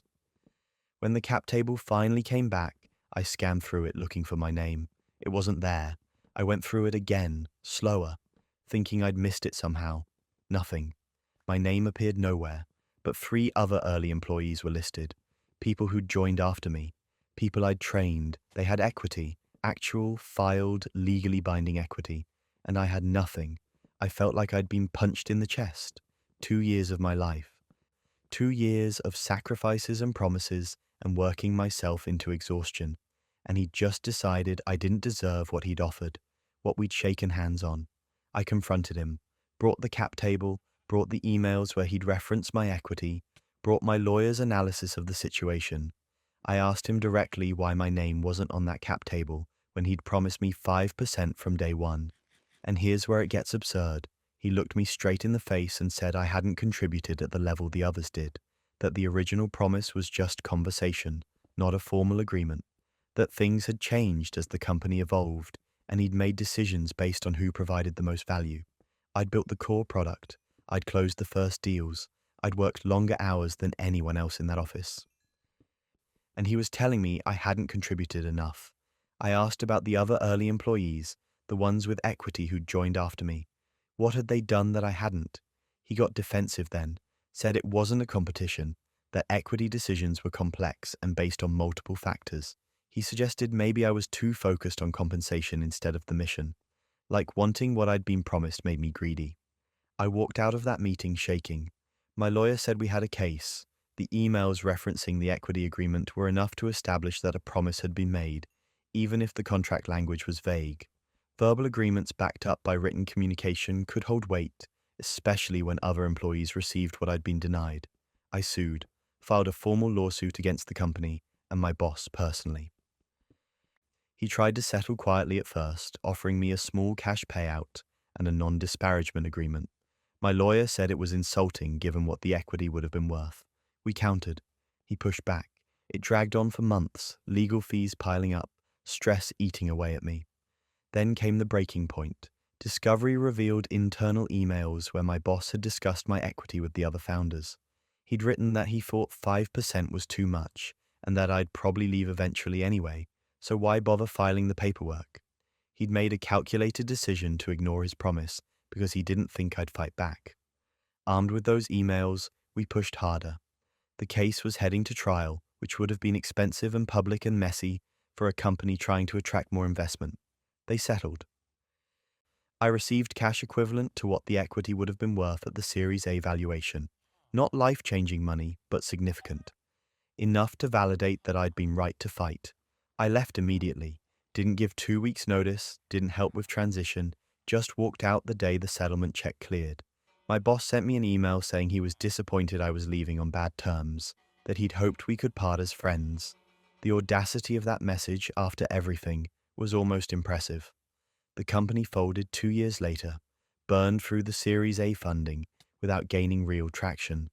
Turns out screwing over your early employees and making decisions based on ego instead of merit isn't a great business strategy. My former boss tried to launch another startup after that. It never got off the ground. Last I heard, he was working a regular corporate job, which feels like poetic justice. I learned a lot from that experience. Get everything in writing.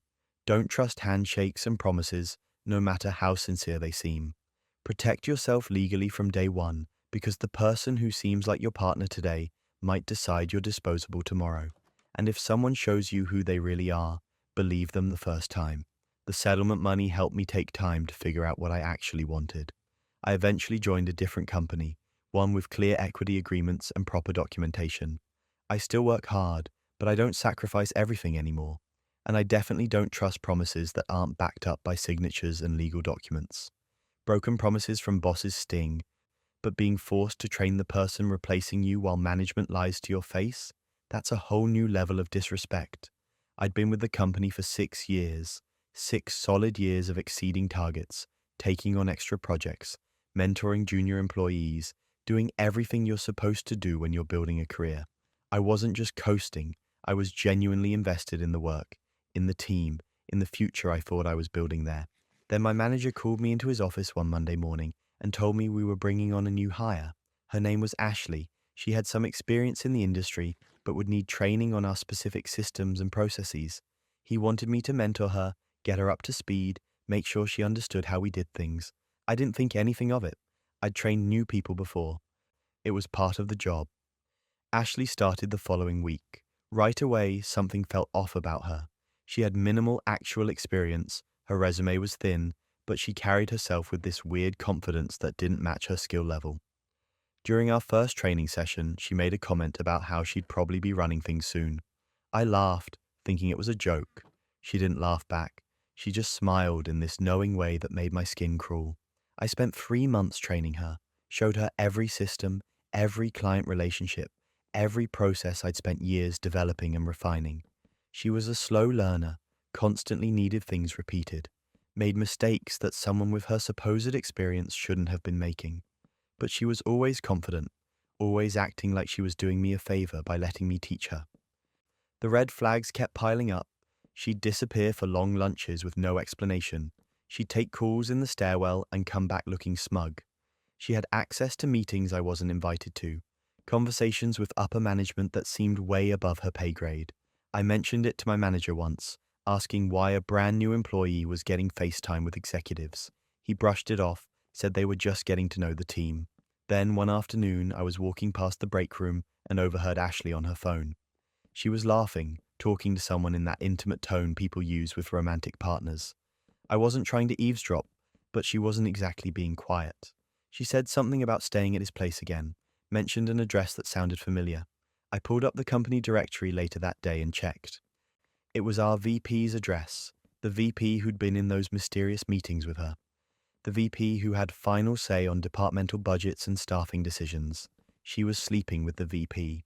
The new hire I'd been training for 3 months was in a relationship with one of the most powerful people in our division. My stomach dropped. Suddenly everything made sense. The confidence, the access, the special treatment. She wasn't here because of her qualifications. She was here because of who she was sleeping with. But that wasn't even the worst part. A week later, I was called into a meeting. My manager, the VP, and someone from HR. They told me my position was being restructured. The company was making some organizational changes, and my role was being eliminated in its current form. Ashley would be absorbing my responsibilities at a lower salary grade. They framed it as a cost-saving measure. I'd be moved to a lesser role in another department, basically a demotion with a pay cut, or I could take a severance package and leave. I sat there trying to process what was happening. I'd spent 6 years building my career here. I'd trained my own replacement, who was completely unqualified, who was only in this position because she was having an affair with an executive, and now I was being pushed out to make room for her, while they paid her less to do my job. The VP had the audacity to say this wasn't personal, that it was just business, that they appreciated my contributions but the company was moving in a new direction. He couldn't even look me in the eye while he said it. I asked for time to think about it. They gave me until the end of the week. I didn't need the week. I took the severance package that same day. But before I signed anything, I filed a formal complaint with HR about the relationship between Ashley and the VP. I documented everything, the timeline of her hire, the training period, the restructuring announcement. I included the address I'd overheard her mention, pointed out that she'd been given preferential treatment and access that wasn't standard for someone at her level. I noted that the VP had directly benefited from eliminating my position and replacing me with someone he was personally involved with, and that this represented a massive conflict of interest and ethical violation. HR tried to tell me they'd look into it, that these things take time. I told them I had an attorney ready to discuss wrongful termination if they didn't take this seriously. That changed the tone pretty quickly. They investigated. I don't know all the details, but apparently once they started looking, the evidence was everywhere. Hotel receipts on the VP's expense reports with charges for two. Ashley's sudden appearance on projects she wasn't qualified for. Meeting notes showing the VP advocating specifically for her advancement. They'd been sloppy because they thought they were untouchable. This is where patience finally snapped for the company. They couldn't ignore it anymore, couldn't sweep it under the rug. The VP was fired within 2 weeks for ethical violations and abuse of authority. They tried to frame it as a resignation, but everyone knew what really happened. Ashley was moved to another department, far away from any position of influence. Her fancy new role, my old role, was eliminated entirely. The company restructured for real this time, probably trying to cover up the mess. I was already gone by then. I'd taken the severance, a pretty decent package actually, and used it to fund a career change I'd been thinking about for years, but never had the courage to pursue. I went back to school, got certifications in a completely different field, started fresh somewhere new. Best decision I ever made, not just leaving that toxic situation, but refusing to go quietly. I could have just taken the severance and walked away, let them get away with it. But I was so tired of watching people succeed through connections and affairs while the rest of us worked ourselves to death trying to do things the right way. I heard through former coworkers that Ashley quit about 6 months after everything imploded. Apparently, without the VP protecting her, people weren't as willing to overlook her incompetence. She couldn't handle actually having to prove herself. The Schadenfreude was real. My new career is better in every way. Better work-life balance, better company culture, better opportunities. And I got here because I refused to accept being pushed out quietly for someone's mistress. I stood up, documented everything, and made sure there were consequences. The VP learned that power doesn't make you immune to consequences. Ashley learned that sleeping your way into a position doesn't mean you can actually do the job. And I learned that sometimes the best revenge is just making sure the truth comes out and letting everything else fall apart on its own. Workplace affairs aside, sometimes the most vicious attacks don't come at you directly. They come for your reputation when you're not looking. My coworker Rachel started small. Little comments here and there that I didn't think much of at first. She'd ask if I was okay in this overly concerned voice, like she'd noticed something wrong that I hadn't. She'd mentioned to other people within earshot that I seemed stressed lately, that she was worried about me. I brushed it off. Work was busy, everyone was stressed. I figured she was just being observant, maybe overly so. Then people started treating me differently. Co-workers would speak to me carefully, like they were handling something fragile. My manager started checking in more frequently, asking how I was doing, if I needed anything, if the workload was too much. I appreciated the concern but didn't understand where it was coming from. I was fine. I was handling my responsibilities, meeting my deadlines, doing my job well. Nothing had changed on my end, but something had definitely changed in how people saw me. I found out why when my manager called me into her office for what she described as a wellness check. She said there had been concerns raised about my mental health and stability, that several people had reported I'd been crying in meetings, that I'd screamed at a client on the phone, that I seemed erratic and unpredictable. She suggested, very gently, that maybe I should consider taking some medical leave to get help and rest. I sat there completely stunned. I hadn't cried in any meetings. I'd never screamed at a client. I wasn't erratic or unstable or any of the things she was describing. I asked her who had reported these things. She said she couldn't disclose that, but that multiple people had expressed concern. She made it sound like there was this consensus that I was falling apart, and I was the only one who didn't see it. I demanded specifics, dates, times, which meetings, which clients. She couldn't provide any, just vague concerns from unnamed sources about my general behavior and demeanor.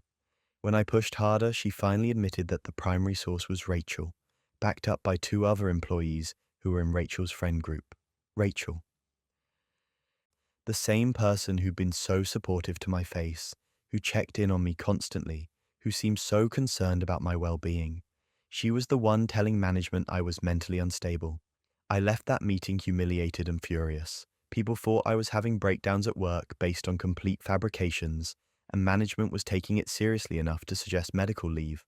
My reputation was being destroyed by lies, and I had no way to prove they were lies because you can't prove something didn't happen. That's when I started suspecting this wasn't concern. This was sabotage. I installed a recording app on my phone. In our state, one-party consent was legal for recordings, meaning I could record conversations I was part of without telling the other person. I started documenting my interactions with Rachel. Every conversation, every meeting, every casual exchange. The recordings showed exactly what I suspected.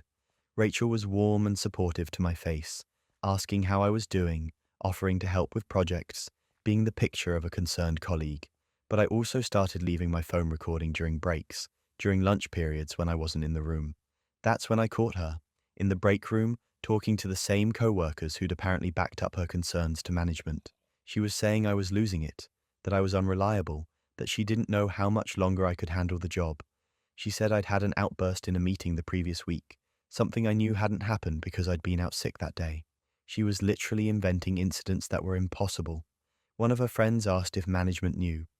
Rachel said she'd made sure they did, that she'd been documenting everything and reporting it appropriately.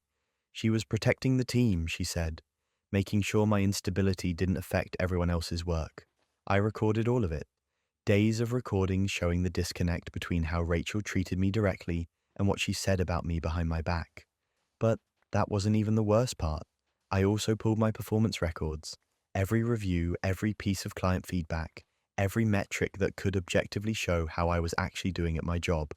My performance was solid, above average in most areas. My client feedback was consistently positive. There was zero evidence in any official documentation that I was struggling or unstable or having the problems Rachel claimed. I requested a formal HR meeting, not with my manager, but with HR directly. I brought everything. The recordings of Rachel being supportive to my face, the recordings of her spreading lies in the break room, my performance records, client feedback, a timeline showing that some of the incidents she'd reported happened on days I wasn't even in the office. The HR representative's face changed as she listened to the recordings. The warmth in Rachel's voice when talking to me, followed immediately by the venom when talking about me. The specific lies that could be disproven with basic attendance records. The coordinated campaign to make me look unstable. HR launched an investigation. They interviewed the people Rachel had been talking to. Under direct questioning, some of them admitted they hadn't actually witnessed the things they'd confirmed to management. They'd just trusted Rachel's account. They'd backed her up because they were friends, not because they had first-hand knowledge. The investigation expanded. HR looked into why Rachel would do this, what her motivation was, and that's when everything unraveled. Rachel wanted my position. She'd applied for it before I was hired and didn't get it. She'd been angling for a promotion into a role similar to mine, and she'd apparently decided that the fastest path forward was to discredit me so thoroughly that I'd either quit or get fired, clearing the way for her to step in. She'd planned it. The whisper campaign, the concerned comments, the gradual escalation of reported incidents. She thought if she built a narrative slowly enough, people would accept it without questioning, and it almost worked. Management had been ready to push me toward medical leave based entirely on her manufactured concerns. HR fired her. Not immediately, they had to go through their process, but she was gone within 2 weeks, terminated for workplace harassment, creating a hostile work environment, and making false statements to management. The 2 co-workers who'd backed her up got formal warnings in their files. I received a formal apology from my manager and from HR. They acknowledged that they should have required evidence before acting on the reports, that they'd failed to protect me from a malicious colleague. My manager looked genuinely ashamed when she apologized, said she should have questioned why there was such a disconnect between Rachel's reports and my actual documented performance. But the damage was done. Even after Rachel was fired, even after people knew the truth, I could feel the lingering effects. Some co-workers still treated me differently. The trust was broken.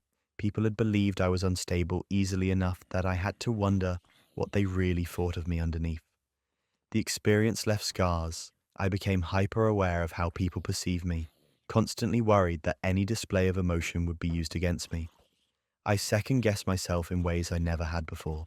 Rachel's lies didn't just attack my reputation, they attacked my sense of self, but I refused to let her lies define me. I stayed in that job for another year, rebuilt my reputation through consistent work and professionalism. I eventually moved to a different company for better opportunities, but I left on my terms, not because I'd been forced out by someone's malicious campaign. I learned to trust my instincts when something feels off, to document everything, to stand up for myself even when it feels like the whole world has accepted a false narrative. And I learned that sometimes the people who seem most concerned about you are the ones actively working to destroy you. Rachel never worked in our industry again. Word got around about what she'd done. The professional community in our field is smaller than people think, and reputation matters. She tried to explain it away, to claim she'd been misunderstood, but the recordings didn't lie. Her own words convicted her. I still have those recordings saved. I probably always will. Not because I want to relive that period, but because they're proof. Proof that I wasn't crazy. Proof that I wasn't imagining the sabotage.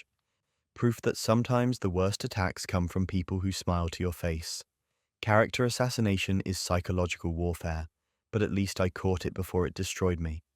The next person wasn't even supposed to see what people really thought of them.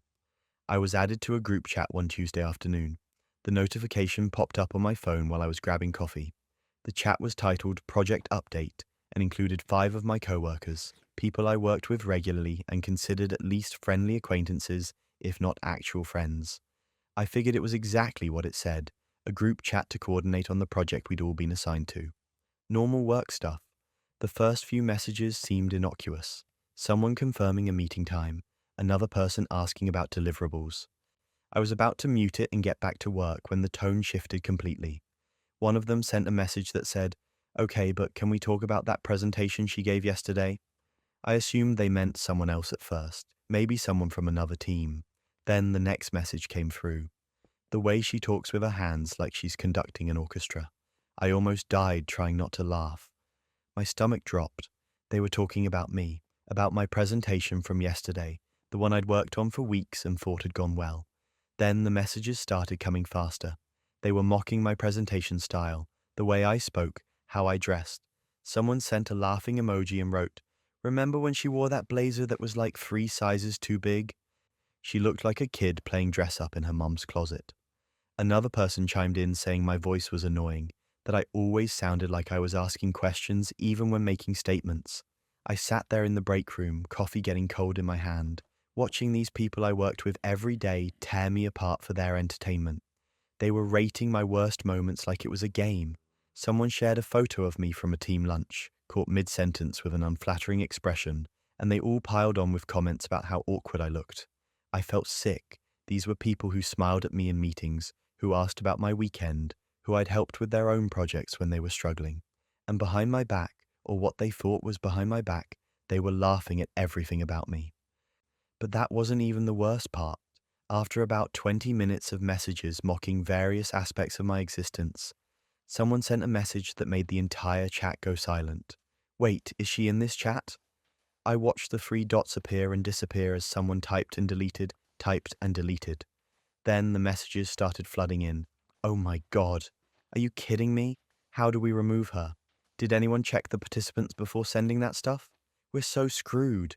They were panicking, frantically trying to figure out how to undo what they'd done. Someone suggested deleting the messages, but another person pointed out that I'd obviously already seen them. Someone else suggested just removing me and pretending it never happened. They were strategizing damage control in real time while I sat there reading every word. I started taking screenshots, every single message, every mocking comment, every photo they'd shared, every rating they'd given my so-called worst moments. I captured the timestamp, the participant list, everything. I screenshot the panicked messages too, the ones where they realized I'd been there the whole time and were trying to figure out how to cover it up. Then I watched as they deleted the entire chat. One moment it was there, the next it was gone from my phone like it had never existed. They probably thought that solved the problem, that if the evidence disappeared, they could all just pretend nothing happened and I'd have no proof. They were wrong. I forwarded the screenshots to HR, all of them in one long email. I didn't write a lengthy explanation or an emotional plea. I just said, I was accidentally added to this group chat. Please see attached screenshots for context. The images spoke for themselves. The mockery, the photos taken without my knowledge, the hostile environment they'd created. I also forwarded them to our department head. Same approach, minimal commentary, just the facts laid bare in screenshot form. Within an hour, I got a response from HR requesting a meeting the next morning. By end of day, all 5 people from that group chat had been called into separate meetings. I could see them getting pulled out of their desks one by one, walking to the HR offices with varying expressions of dread and panic. The investigation moved fast. HR took it seriously because the evidence was undeniable. This wasn't he said, she said, or vague allegations. This was documented proof of employees creating a hostile work environment, mocking a colleague, sharing unflattering photos without consent, all in writing with timestamps. 2 of them were fired within the week. The ringleaders, the ones who'd posted the most vicious comments and shared the photos. HR cited creation of a hostile work environment and violation of company conduct policies. The other 3 received formal warnings, mandatory sensitivity training, and notes in their permanent files. Their manager made it clear this was their only chance, that any further behavior like this would result in immediate termination. One of them, a woman I'd actually considered a friend before all this, approached me in the parking lot a few days later. She was crying, apologizing, saying she didn't know how it happened, that she got caught up in group mentality and said things she didn't mean. She asked if I could forgive her, if we could move past this. I didn't respond.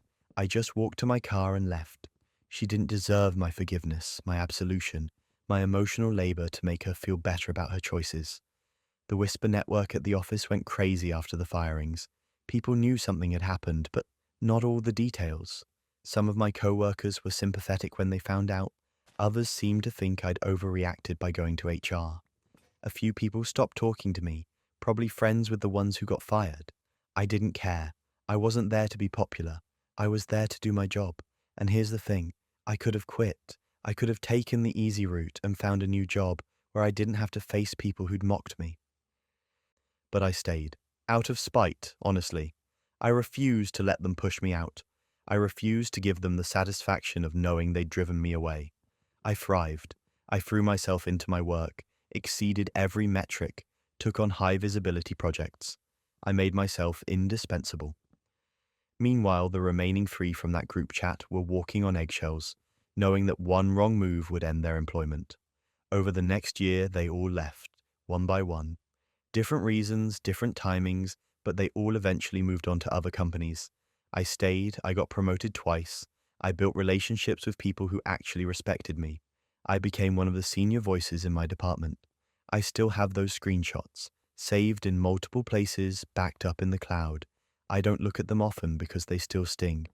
Still remind me that people I trusted were mocking me behind my back.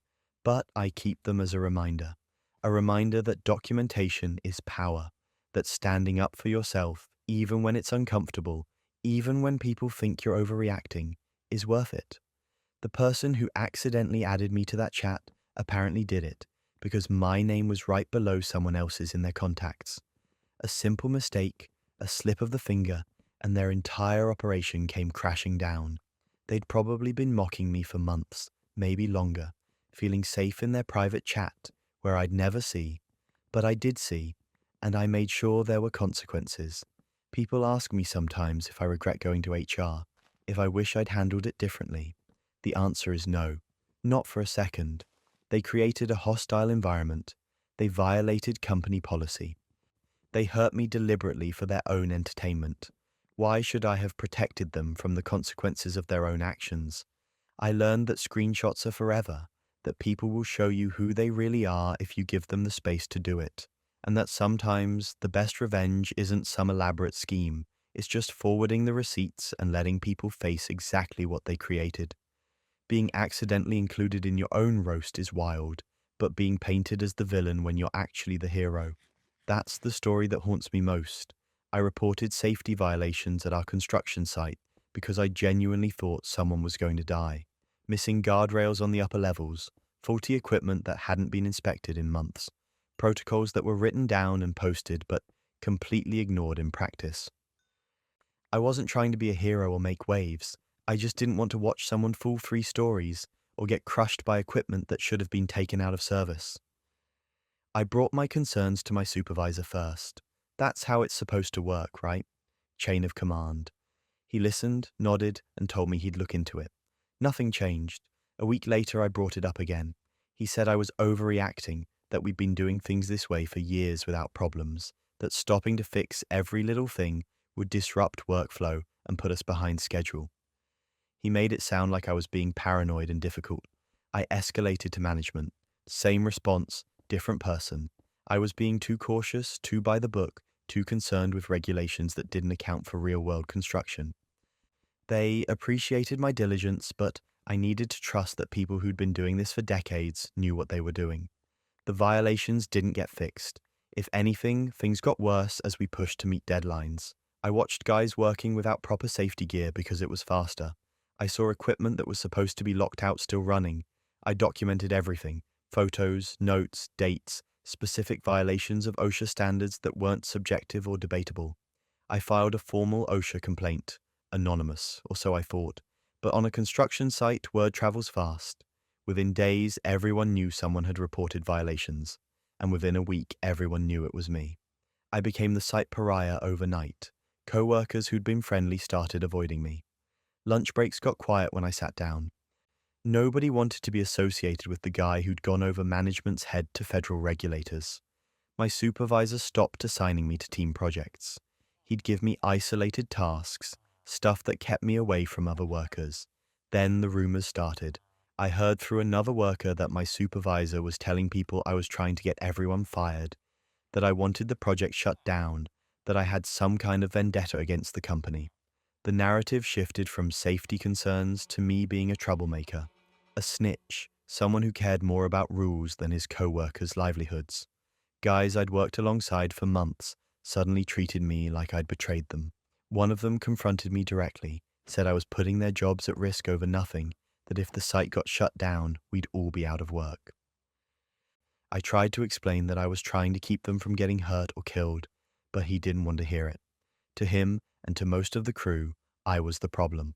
Not the missing safety equipment, not the ignored protocols, me. Management leaned into that narrative hard. I was disruptive. I was creating a hostile work environment with my constant complaints. I didn't understand how construction actually worked. I was fresh out of school with book knowledge but no real experience. Every concern I raised got reframed as evidence that I was difficult to work with. OSHA showed up 3 weeks after my complaint. They spent 2 days on site, inspecting everything.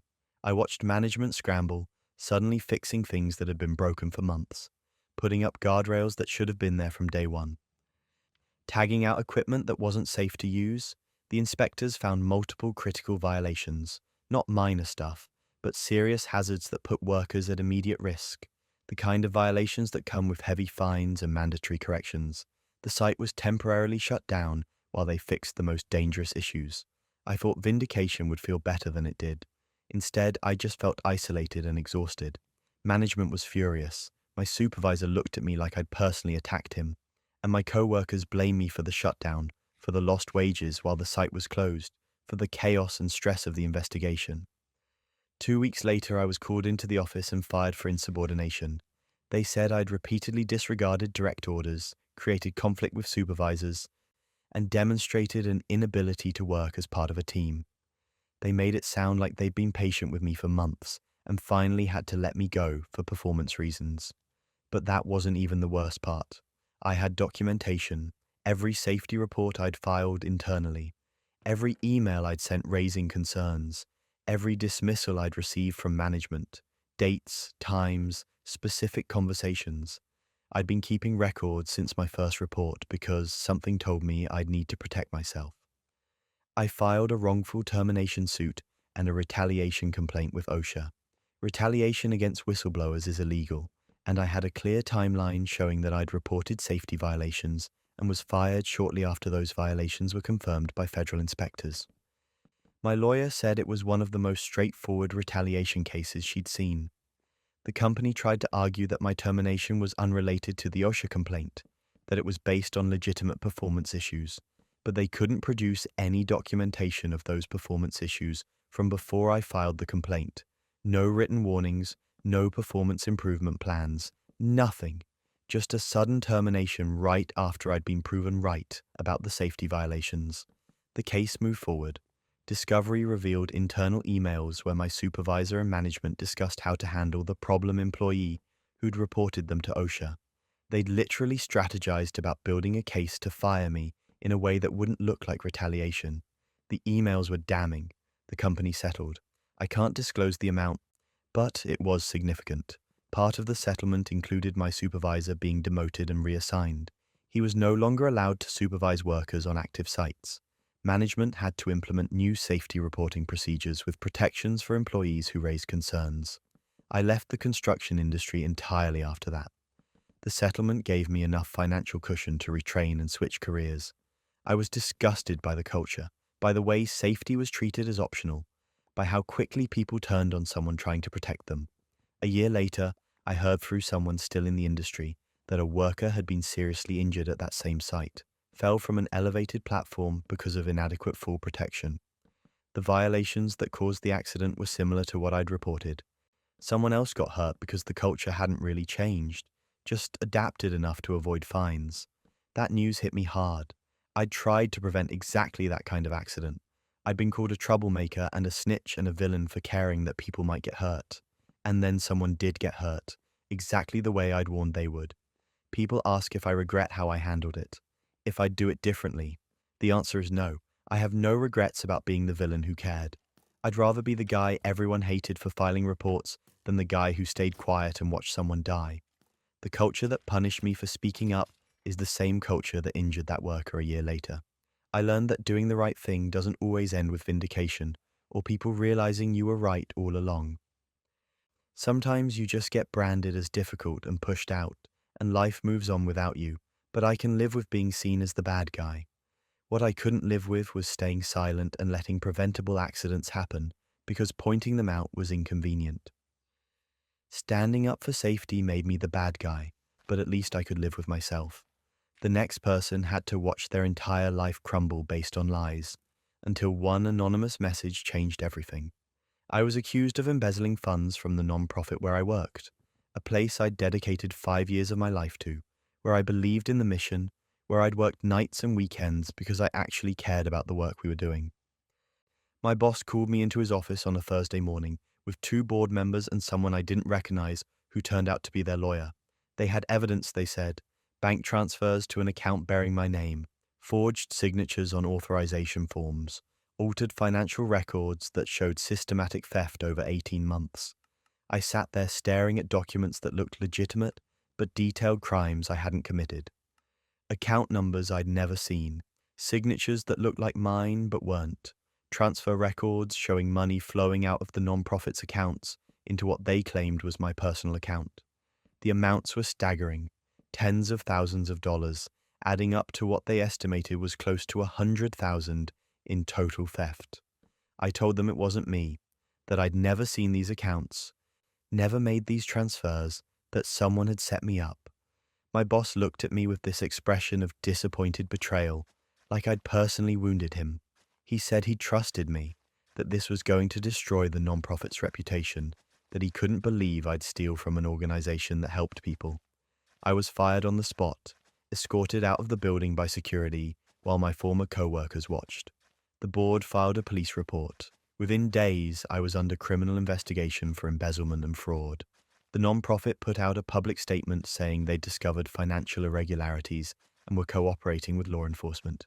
They didn't name me directly, but people figured it out fast. Small nonprofit, limited staff, everyone knew I'd been let go suddenly.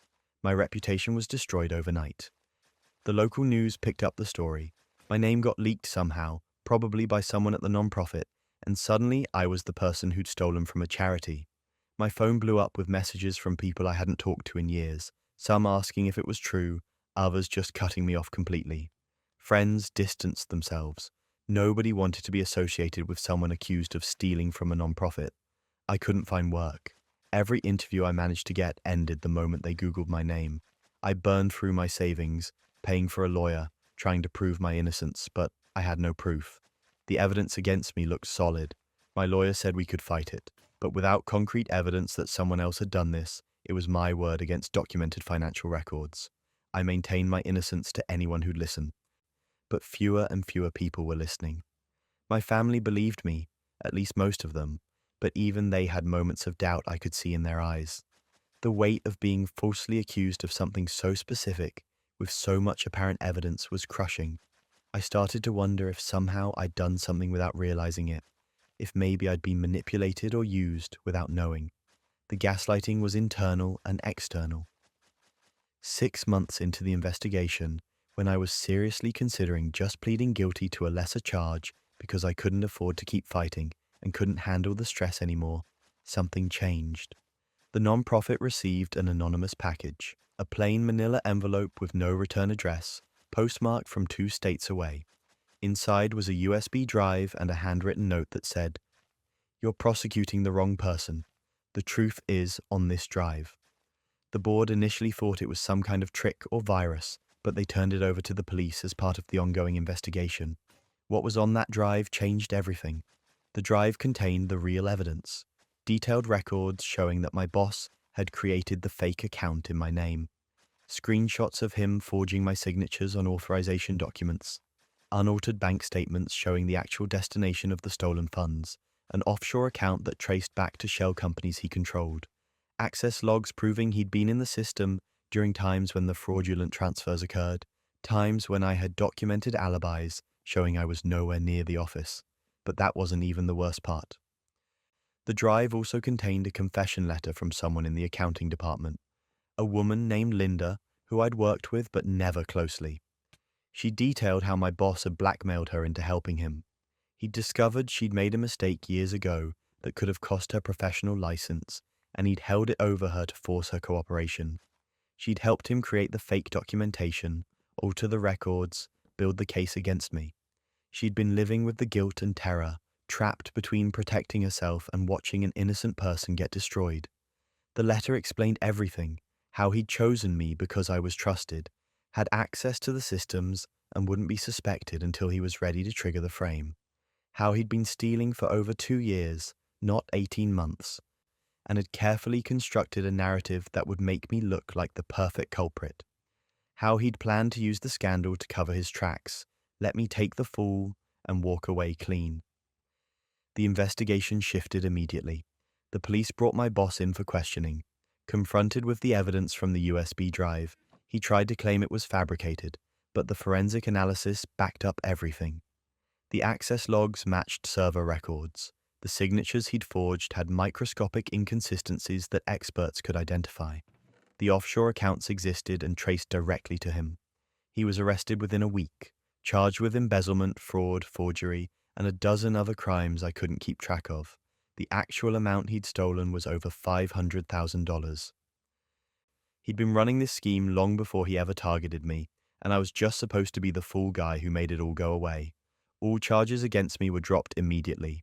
The district attorney issued a public statement clearing my name and apologizing for the investigation.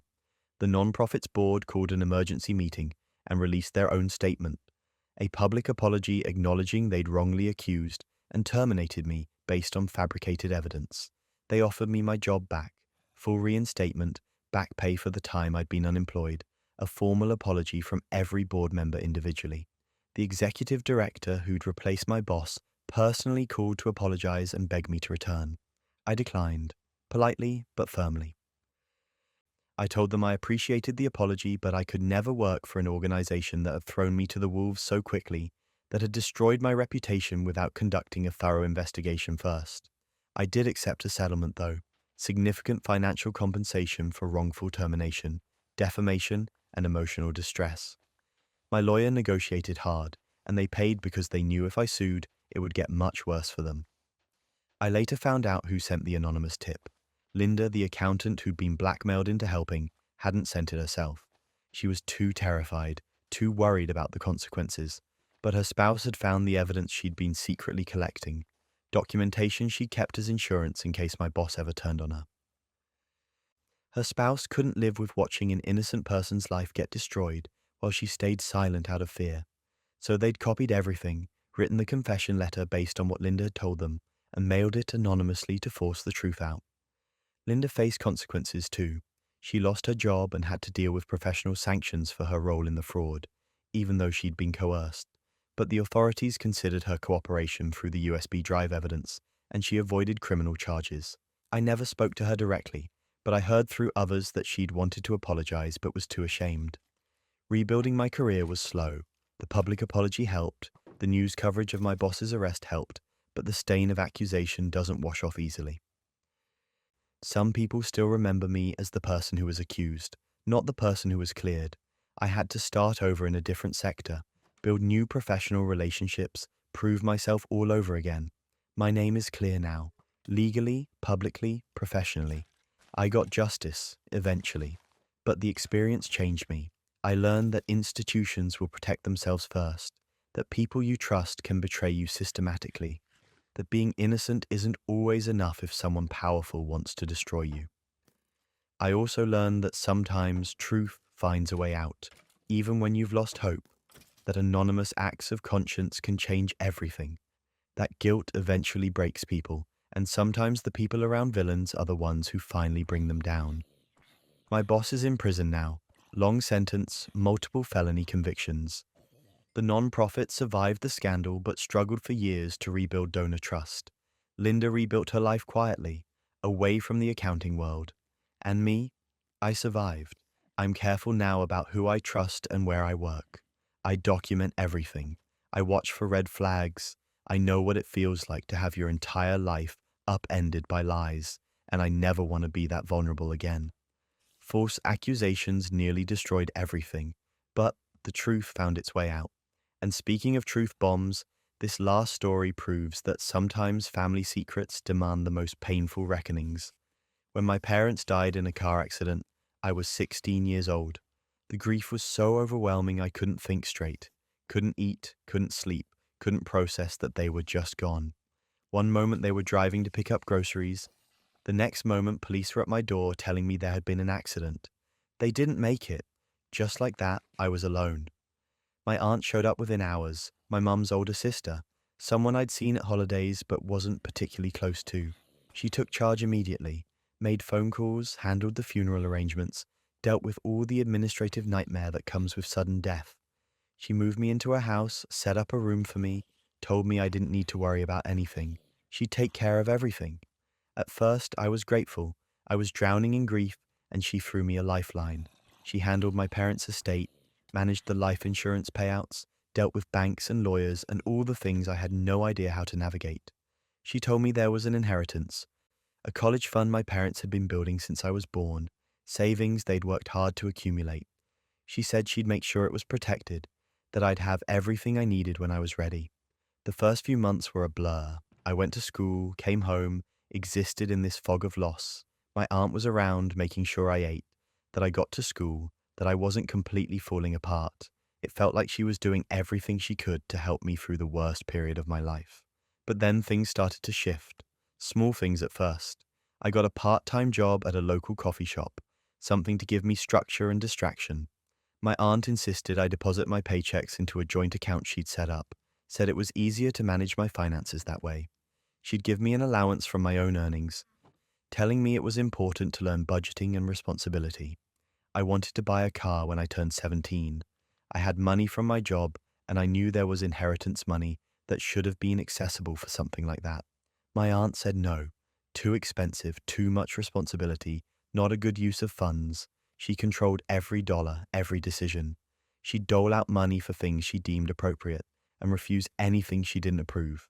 When I asked about the inheritance, about the college fund, she'd get this tight expression and say it was complicated, that there were legal protections in place, that she was managing everything according to my parents' wishes and court requirements. She showed me papers, official-looking documents with legal language I didn't fully understand. There was a guardianship agreement, she said, that gave her control over my finances until I turned 25, for my protection, to make sure I didn't make impulsive decisions with money I'd need for my future. 25 felt impossibly far away, but I was 16 and grieving and didn't know enough to question it.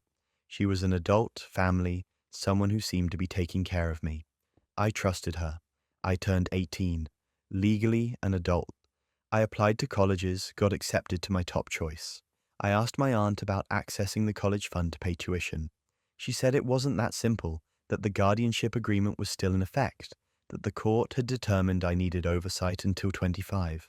She'd pay for college directly, manage the funds, make sure everything was handled properly. But something felt wrong. I was an adult. Guardianship over adults is rare, usually reserved for people who are incapacitated or unable to make their own decisions. I was functioning fine, grieving, sure, but capable. Why would a court extend guardianship for 7 more years? I started asking questions. I requested copies of the guardianship paperwork. My aunt got defensive, said I was being ungrateful, that she'd sacrificed so much to take care of me, and this was how I repaid her. She made me feel guilty for even asking. That guilt turned into suspicion. I went to the courthouse and requested records from the guardianship case. I gave them my name, my aunt's name, the approximate dates when guardianship would have been established. They searched and came back with nothing. There was no guardianship case, no court order. No legal documentation granting my aunt authority over me or my inheritance. It didn't exist. I felt the ground drop out from under me. For 2 years, my aunt had controlled every aspect of my financial life, based on a guardianship that was never real. She'd shown me papers, legal-looking documents that I now realize must have been forged. She'd used my grief, my trust, my complete lack of understanding about legal processes to take over everything my parents had left me. I confronted her, showed her the courthouse records showing no guardianship existed. She panicked, tried to say there must be a mistake, that the records were filed in a different county maybe. I told her I'd checked every jurisdiction where it could possibly be filed. Nothing. Then she switched tactics, said she'd been protecting me, that I wasn't ready to handle that kind of money, that she'd done what she thought was best. She'd used my signatures on various documents over the years, things I'd signed while grieving and not really reading, to access bank accounts and manage funds. She claimed it was all for me, all to keep me safe. I asked to see account statements. She refused. That's when I knew for certain something was very wrong. I borrowed money from a friend, enough to pay for a consultation with a lawyer. I brought every document I had, every paper my aunt had ever shown me, the courthouse records showing no guardianship case. My lawyer's face got darker as he reviewed everything. He said this looked like fraud, possibly embezzlement, and we needed to act fast. We filed for an emergency court order demanding an immediate audit of all accounts related to my parents' estate and my inheritance. My aunt tried to block it, hired her own lawyer, claimed she'd been acting in good faith, but she couldn't produce a guardianship order because it didn't exist. The audit revealed everything. Over $100,000 of my inheritance had been spent. Her mortgage payments for 2 years, a new car, vacations to Europe and the Caribbean, home renovations, designer clothes. She'd been living off my parents' life insurance money and my inheritance, funding a lifestyle she couldn't afford on her own salary. The college fund my parents had built was almost entirely gone. The savings they'd accumulated through years of hard work had been drained to pay for my aunt's life, while I worked a part-time job and got an allowance from my own earnings. And here's where it gets absurd. When confronted with the evidence, my aunt tried to claim that my parents had verbally told her she could use the money, that they'd wanted her to benefit from it too. She had no proof, no documentation, nothing but her word against financial records, showing systematic theft. The prosecutor got involved. Fraud, embezzlement, forgery for the fake guardianship documents. Elder abuse charges didn't apply since I wasn't elderly, but there were equivalent charges for financial exploitation of someone whose guardianship she'd falsely claimed. She pleaded not guilty at first, tried to paint herself as a devoted aunt who'd sacrificed to raise her orphaned niece and was now being attacked for minor accounting errors. But the evidence was overwhelming. The fake documents, the spending patterns, the lies about court-ordered guardianship. She eventually took a plea deal. 3 years in prison, restitution for the full amount stolen, and permanent restraining order preventing her from contacting me. I recovered most of the funds through the restitution order and by liquidating some assets she'd purchased with my money. Not everything, but enough to pay for college and have something left for my future. The college fund wasn't what my parents had built, but it existed again. My aunt is currently serving her sentence. I've never visited, never written, never attempted contact. The woman who took me in when I was grieving turned out to be someone who saw my tragedy as an opportunity. She exploited my pain for financial gain. I'm in college now, managing my own finances, living independently. I think about my parents a lot, about what they sacrificed to build that college fund and leave me with security. My aunt nearly destroyed that, nearly stole the future they'd worked to give me. The hardest part isn't even the money. It's the betrayal. She was family. She held me while I cried about losing my parents. And the whole time, she was calculating how to profit from their deaths. We'll never speak again. That's not anger. It's just fact. There's nothing left to say to someone who did what she did. If you've made it this far into the chaos, you've just survived 15 stories of betrayal, revenge, and justice that took way too long to arrive. These tales remind us that standing up for yourself isn't always easy, and the road to vindication is rarely straightforward. But your truth is worth fighting for. Sweet dreams, everyone, and remember, keep your receipts, trust your instincts, and never let anyone convince you that what you know to be true is just in your head. The truth has a funny way of surfacing exactly when it needs to. Until next time, stay safe out there and maybe double check who's actually in that group chat before you hit send.